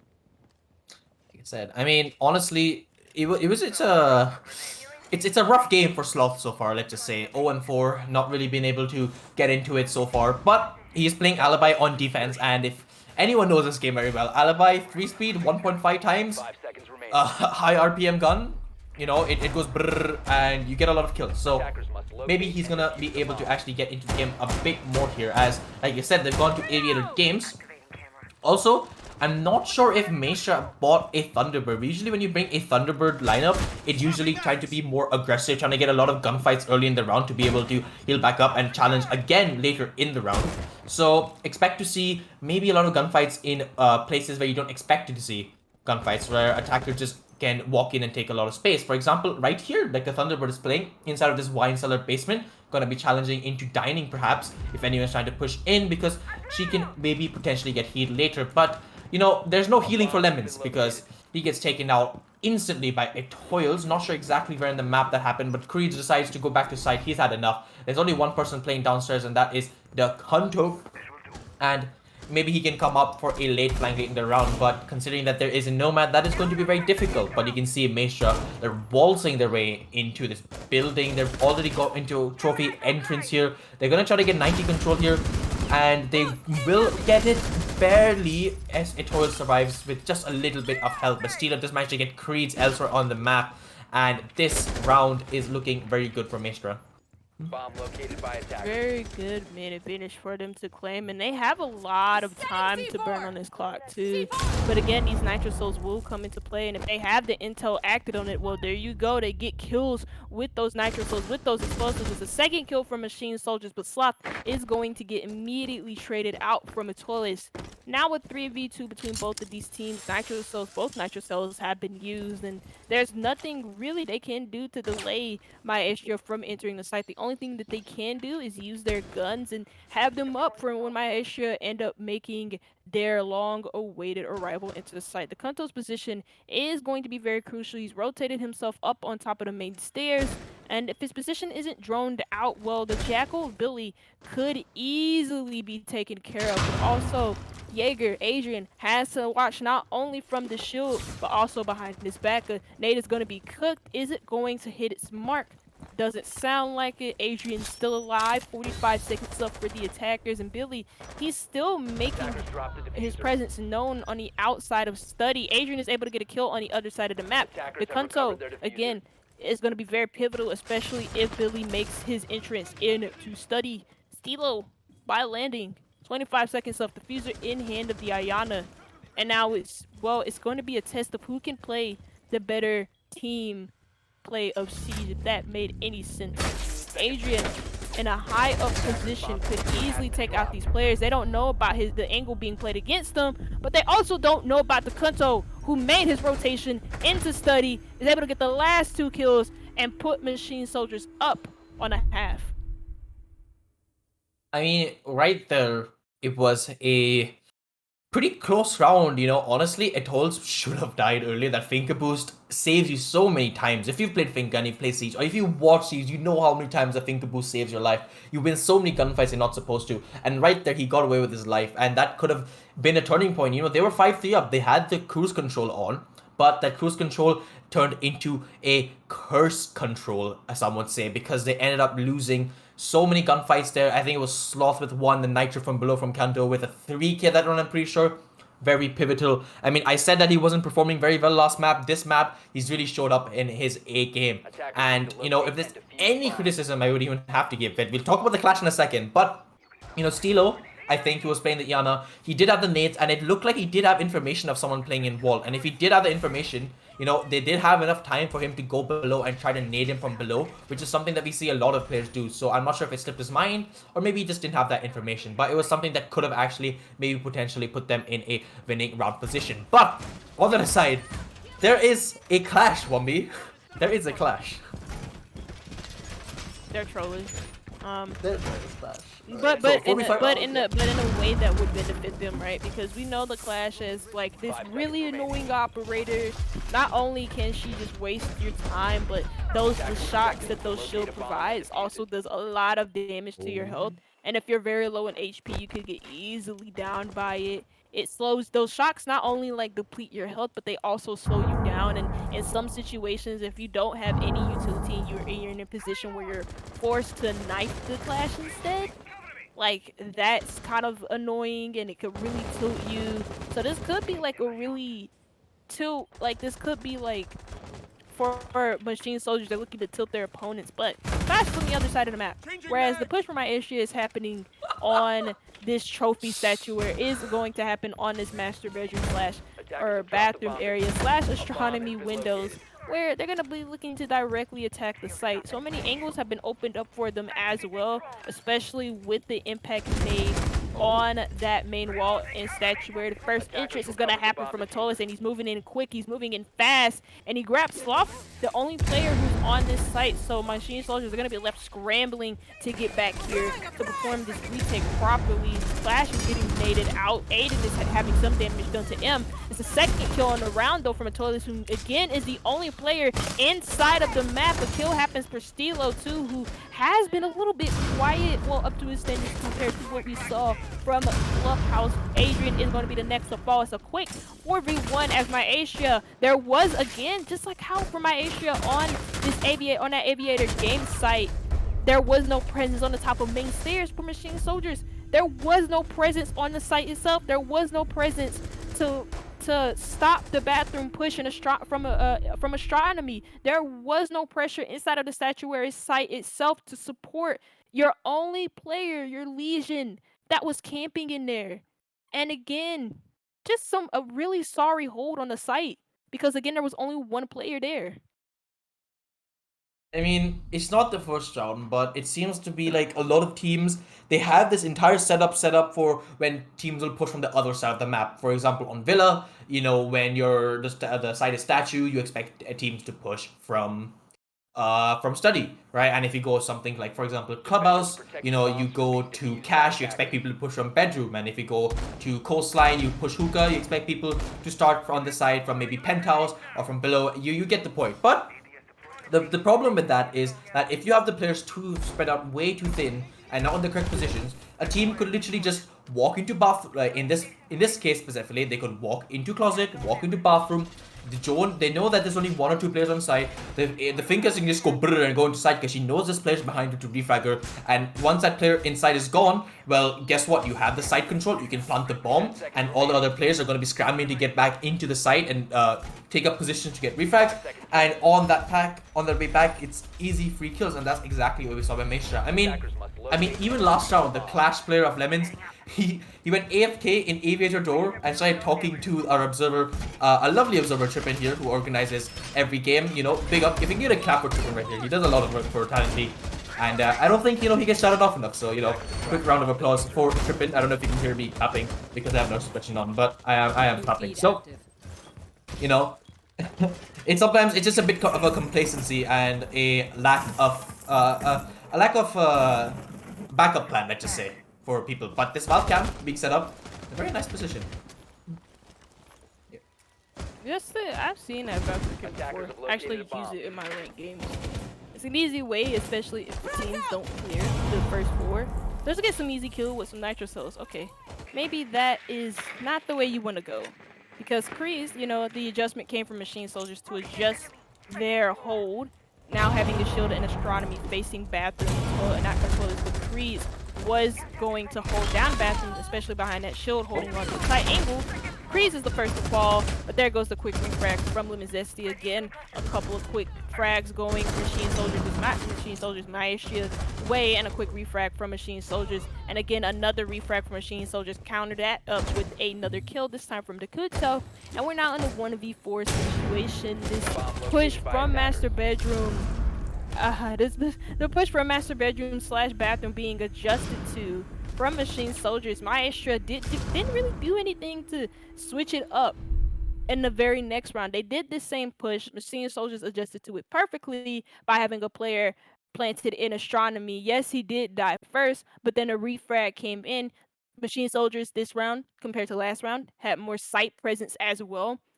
And Maestria just couldn't do really anything about it. Yeah.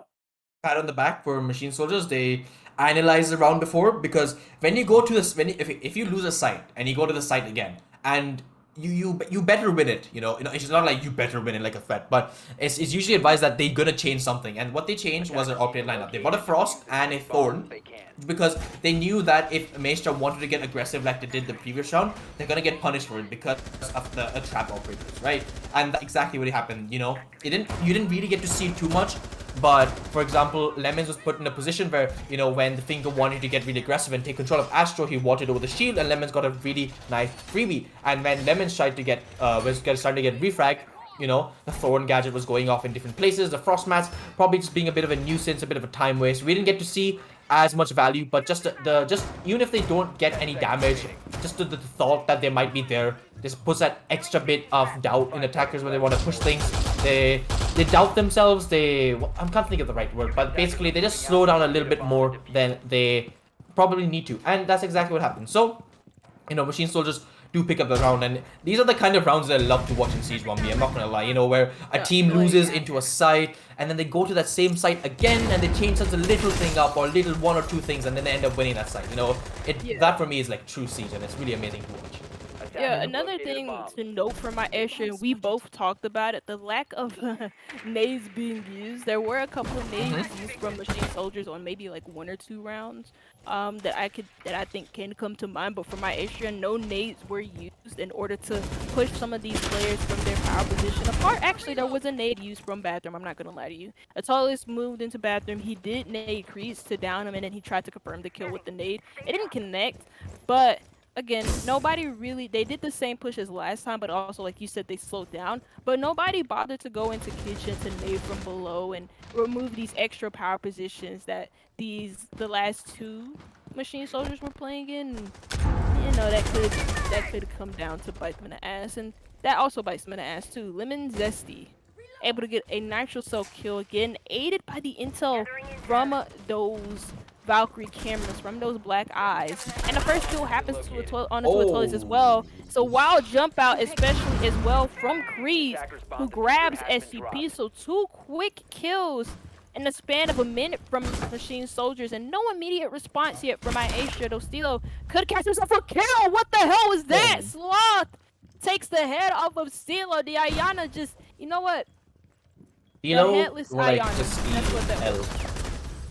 He just took the L there. Yeah, he did. That He surprises the just hell took out of the me. L. But Billy, he does get that refrag onto Sloth and brings it back into 2v4. So still a lot of work to do, but the yellow pings are coming out. They know the position of 1, maybe 2 more players there, so it is not all over for the side of Maestria here. They have a minute left, so they do have a little bit of time here, and you can see the Nomad is repositioning herself to maybe be able to get a few more picks as well. This Melusi on site, she's being pressured, but she knows that she's pretty much safe. Never mind, because the counter world gets taken out by Billy, and suddenly in a 2v3 with 40 seconds left, if I am a Machine Soldier player, I'm starting to sweat, because hey guys, let's not throw this one. We know that we can win this side, but we just don't know how to aggress, and that's exactly what to do. And you can see the Nomad drops the hatch intentionally, I'm pretty sure, because she wants to rotate up main and provide a nice angle across. They know that all 3 players have rotated back to site, or they should have assumed so, but like I said, 15 seconds left, time is running low, Agent can get that first pick, there's only 1 person left, Billy does get taken out by Lemons, and all I could, I'm sorry, but all I could think about that round was that really bad pun I made about Stilo. I'm sorry, Stilo, you did not deserve that, you've played really well today. So, I was gonna anyways. I mean, to be fair with you, I was gonna make a headless horseman joke for Ayana. Just because, Sloth just destroyed Stilo. And again, I mean, that it happens. Stuff like that happens. But I mean, the what I really liked about that round again, what we have seen from the Valkyrie and what we have seen Machine Soldiers get their the use out of her is through again the intel supported from those black eye cameras, but also the nitro cells as well. Like they predicted the push where from where my issue would push from. They used the black eye cameras as so, and those nitro cells just came to fruition. The first kill happened from a nitro cell, and again, the second kill happened through a run out from Creed's, and then he was able to rotate back into the building, back upstairs, and it wasn't really him; it was Sloth who got that second kill. So again, good round for Machine Soldiers. My Maestria have been looking a little bit stuck on their attacks, and Villa tends to be more on the defender side. So it's not too surprising, And the game is still very close. Like 6-4 is not too bad of a scoreline. Yeah, Bumby, but you know what 6 rounds means? It means that it is match point for Machine Soldiers here.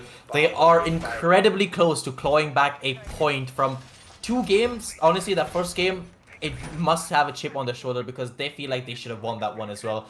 But a draw here is not the end of the world. They put them in a pretty okay position to clutch out that top 4 to those playoffs at the end of the season. But they still have to win 2 rounds in a row. Or not 2 rounds in a row, they have to win 1 out of the next 2 rounds if they want to guarantee themselves that 1 point.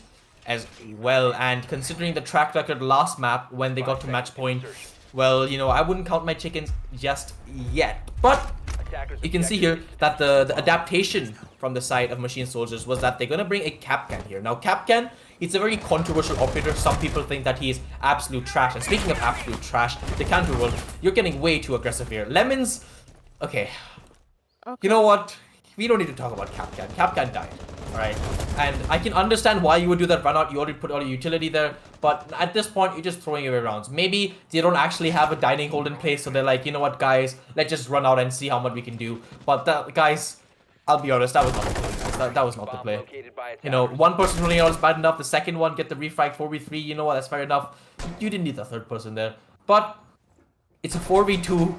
Which means that both Adrian and Creeds are gonna be forced to play offside. I mean, they're not forced, but if they want to have a chance to get back into this, they need to go back upstairs and get a few more picks, and that's exactly what's gonna happen here. But you can see this nades being cooked from this player right here, and it doesn't look like Creeds has been droned out, so he's gonna get that freebie here and bring it back into 3v2. And suddenly, but look at that push on the drone hole. If Creeds walks slowly past the drone hole, he's gonna get his foot taken off, but somehow he lives. I'm not sure exactly. We're gonna have to get a replay on that because I'm 99% sure I saw someone prone on that drone hole. Actually, was there someone prone on that drone hole? No, wait, I'm having second thoughts because the feed is a bit lower quality, so it might not have been, but it could have been. So I'm, you know what? Let's just leave it up in the air. But back to the round.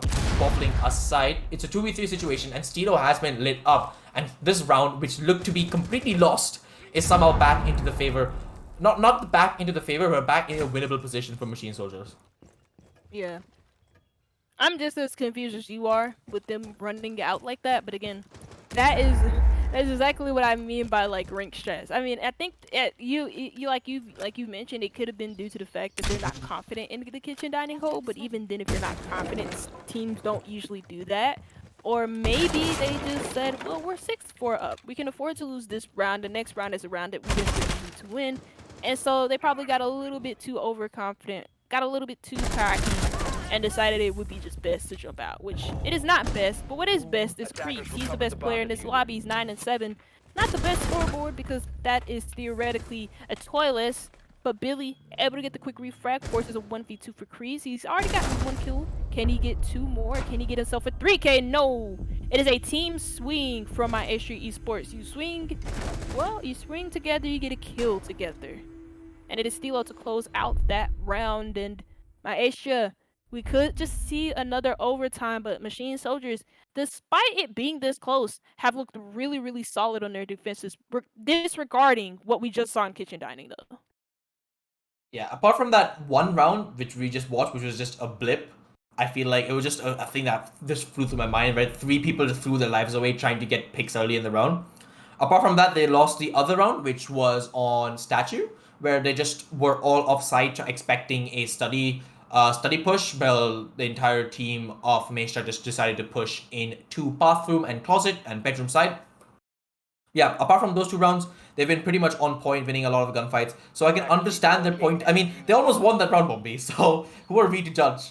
Who are we to judge that strat? But they're gonna go back to trophy here.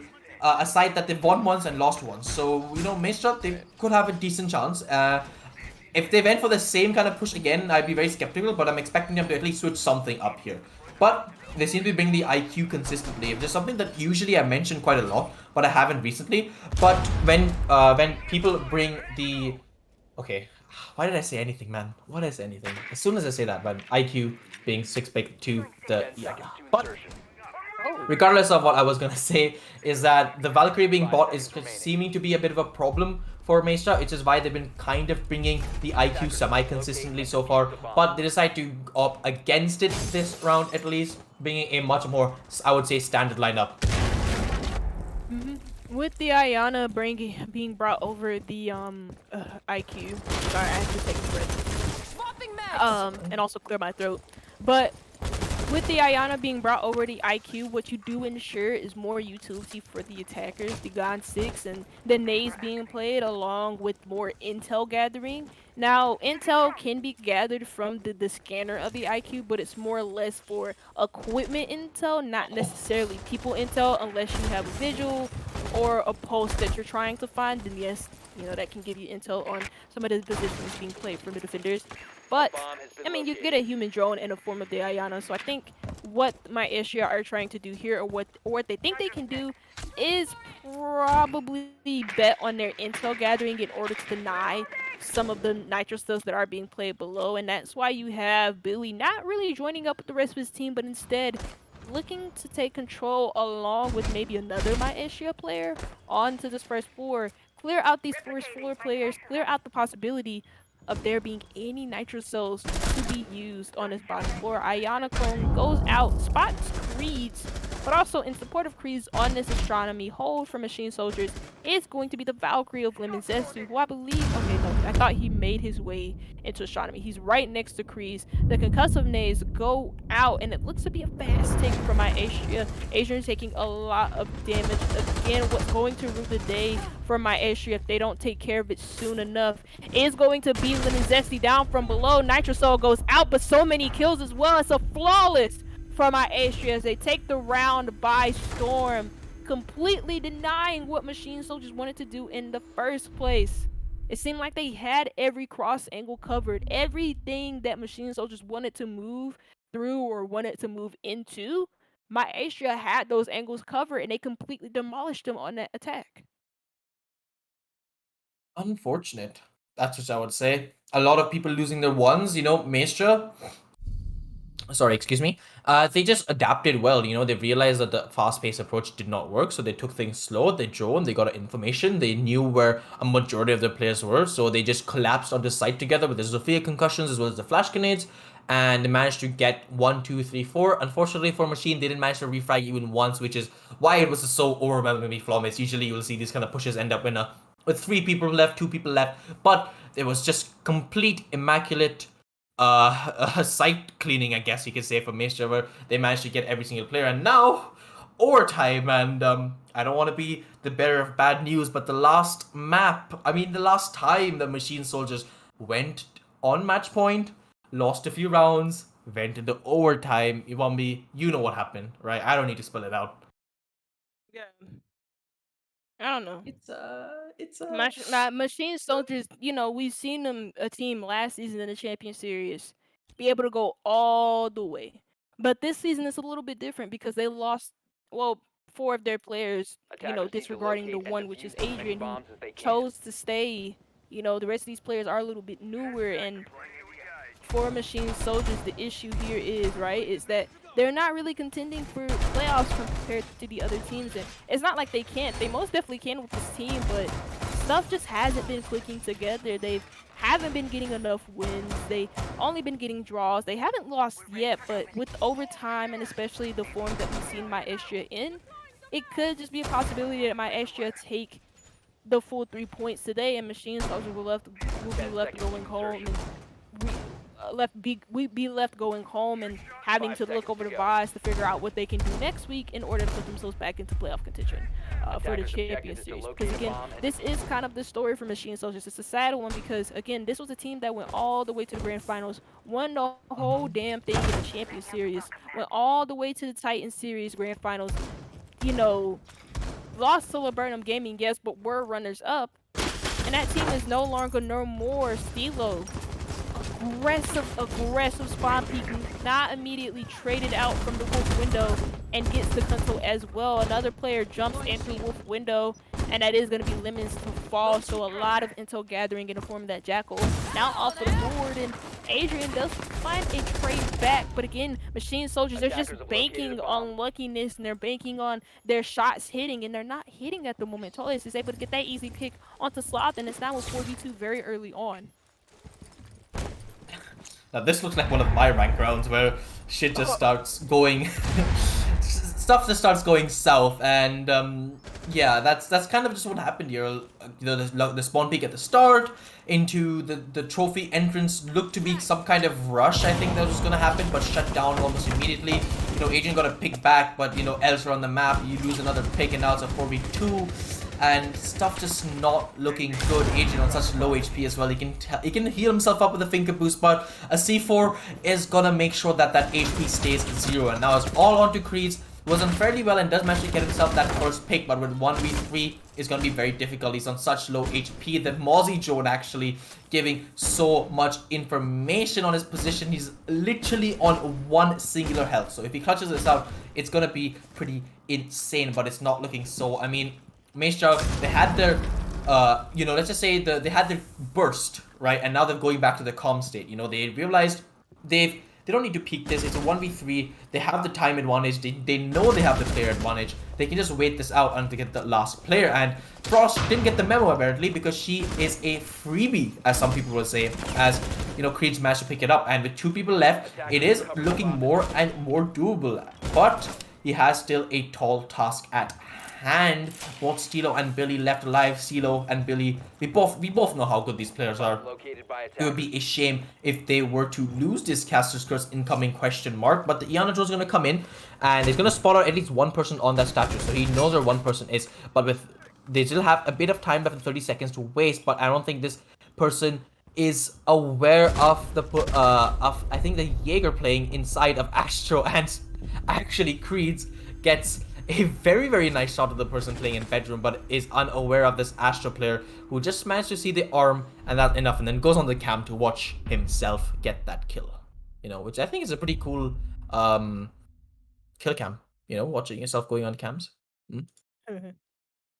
Yeah, oh my god, That's yeah, no. My favorite cam or like transition in between cams is when actually no, it's like when I'm observing or something like that, and when they get I like to do it when they like get on their phones, but then I also like to then switch into the perspective of another player because I think that's like really cool. But yeah, it's pretty cool. I mean, I don't know. Chip and take notes, right? Time to be better. Trippin doesn't care about style. I'm just like. But yeah, I mean, I think it went wrong for Machine Soldiers as soon as they lost their sledge. And once they lost a sledge, they just decided to go for broke and decided to rush 2 different windows. Both times there's a player waiting for them on the opposite side. And yeah, that was that. 4v2, 1v2. I mean, fair play to Creed. He tried his best and he actually managed to get 2 kills before dying. If he had a little more HP, you start to wonder because Jaeger only saw his arm, right? So potentially Creed's going to reposition and maybe even won that gunfight. So you never know what could have happened if he just had a little bit more HP. But we don't deal with ifs in Rainbow Six Siege, we deal with absolutes. And the absolute for that round was that Maestria were undoubtedly the better team. And now that they're going to defense, which is the better side, going to go to Aviator, I'm not looking hopeful for Machine Soldiers here. Attacker's objective is to locate a bomb and defuse it. Yeah. I don't really know. Machine Soldiers today, they've had the match point. They've had the opportunity to close out both maps. 6-2 on Clubhouse, 6-4 on Villa. And now we're on OT, where now Maestria on OT match point have a possibility of closing it out. Machine Soldiers, they just the choke genes are here, and it's completely cutting off their circulations and everything they want to do.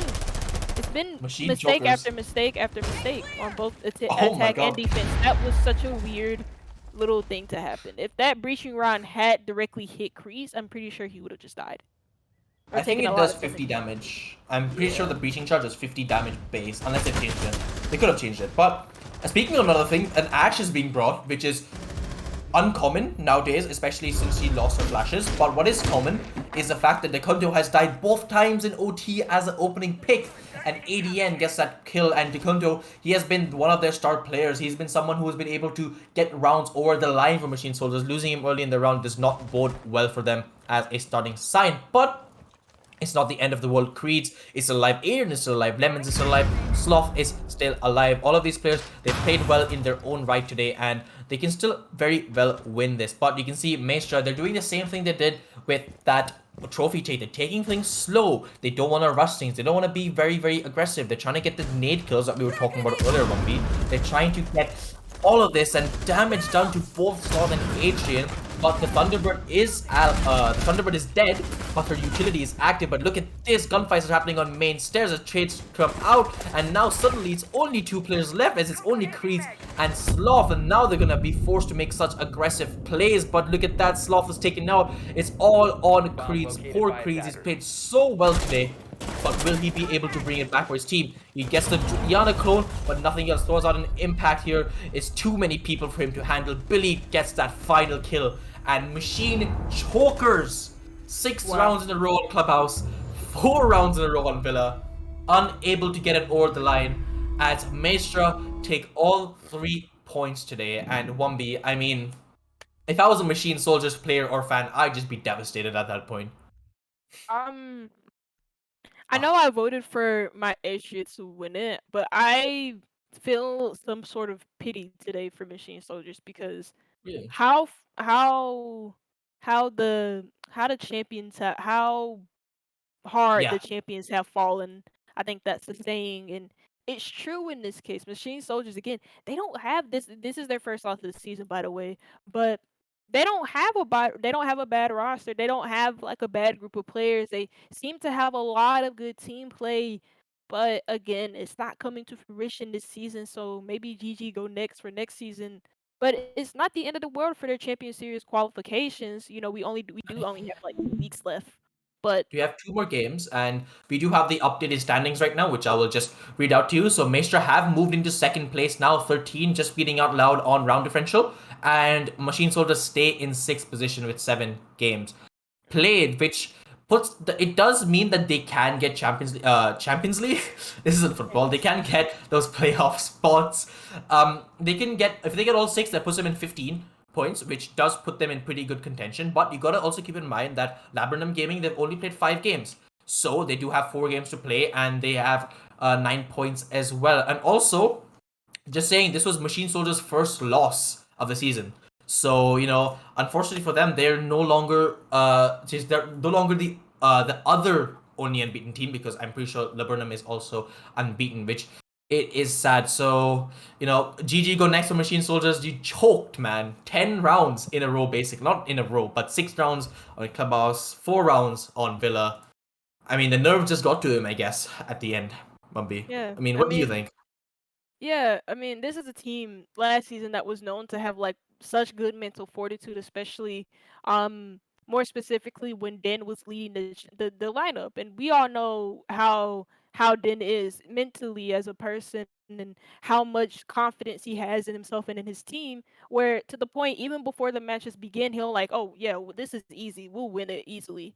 And Machine Soldiers kind of just lost that. Of course, they still have Adrian, who's a really good player, and I'm assuming he's still the ideal for the team. I'm not too sure what the situation is there. But again, like it just seems like they've lost that spark to them, and it looks like they've lost that confidence just a little bit. But again, they have a good Mm-hmm. team. They have good players. Champions, I almost call it Champions League like you did. The Champions qualification isn't like too far off. You know, we still do have Still 2 play doable. days. You know, 9 points that they're on.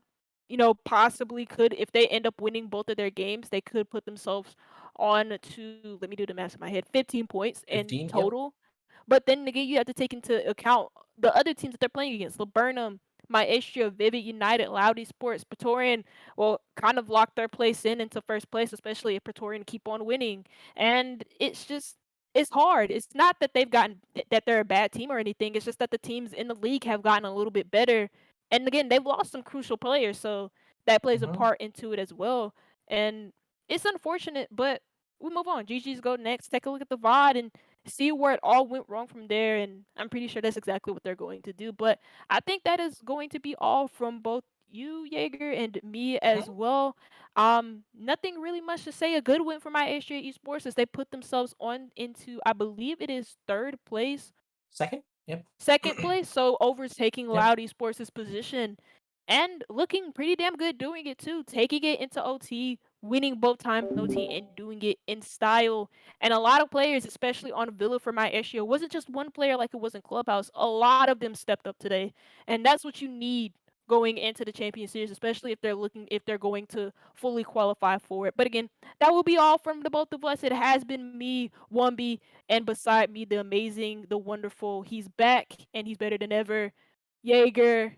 And it has been Maestria versus Machine Soldiers, but more importantly, it has been Talent League as well. We will see you guys for week 8 next week, and I believe we only have 2 games, or I 2 weeks believe left, yeah? maybe two games. Two games on Monday. So our next stream Schedule will will be be on out. Monday. So look forward to that. I'm not too sure who the casters will be on that, but we will reveal it on our Twitter once we figure that out. And Big we will see confusion. you guys later. We appreciate the views. Thank you so much. Peace. And Have a also, don't wonderful day. forget, drink water. Yes, please drink water. It's healthy for you. Dehydrated.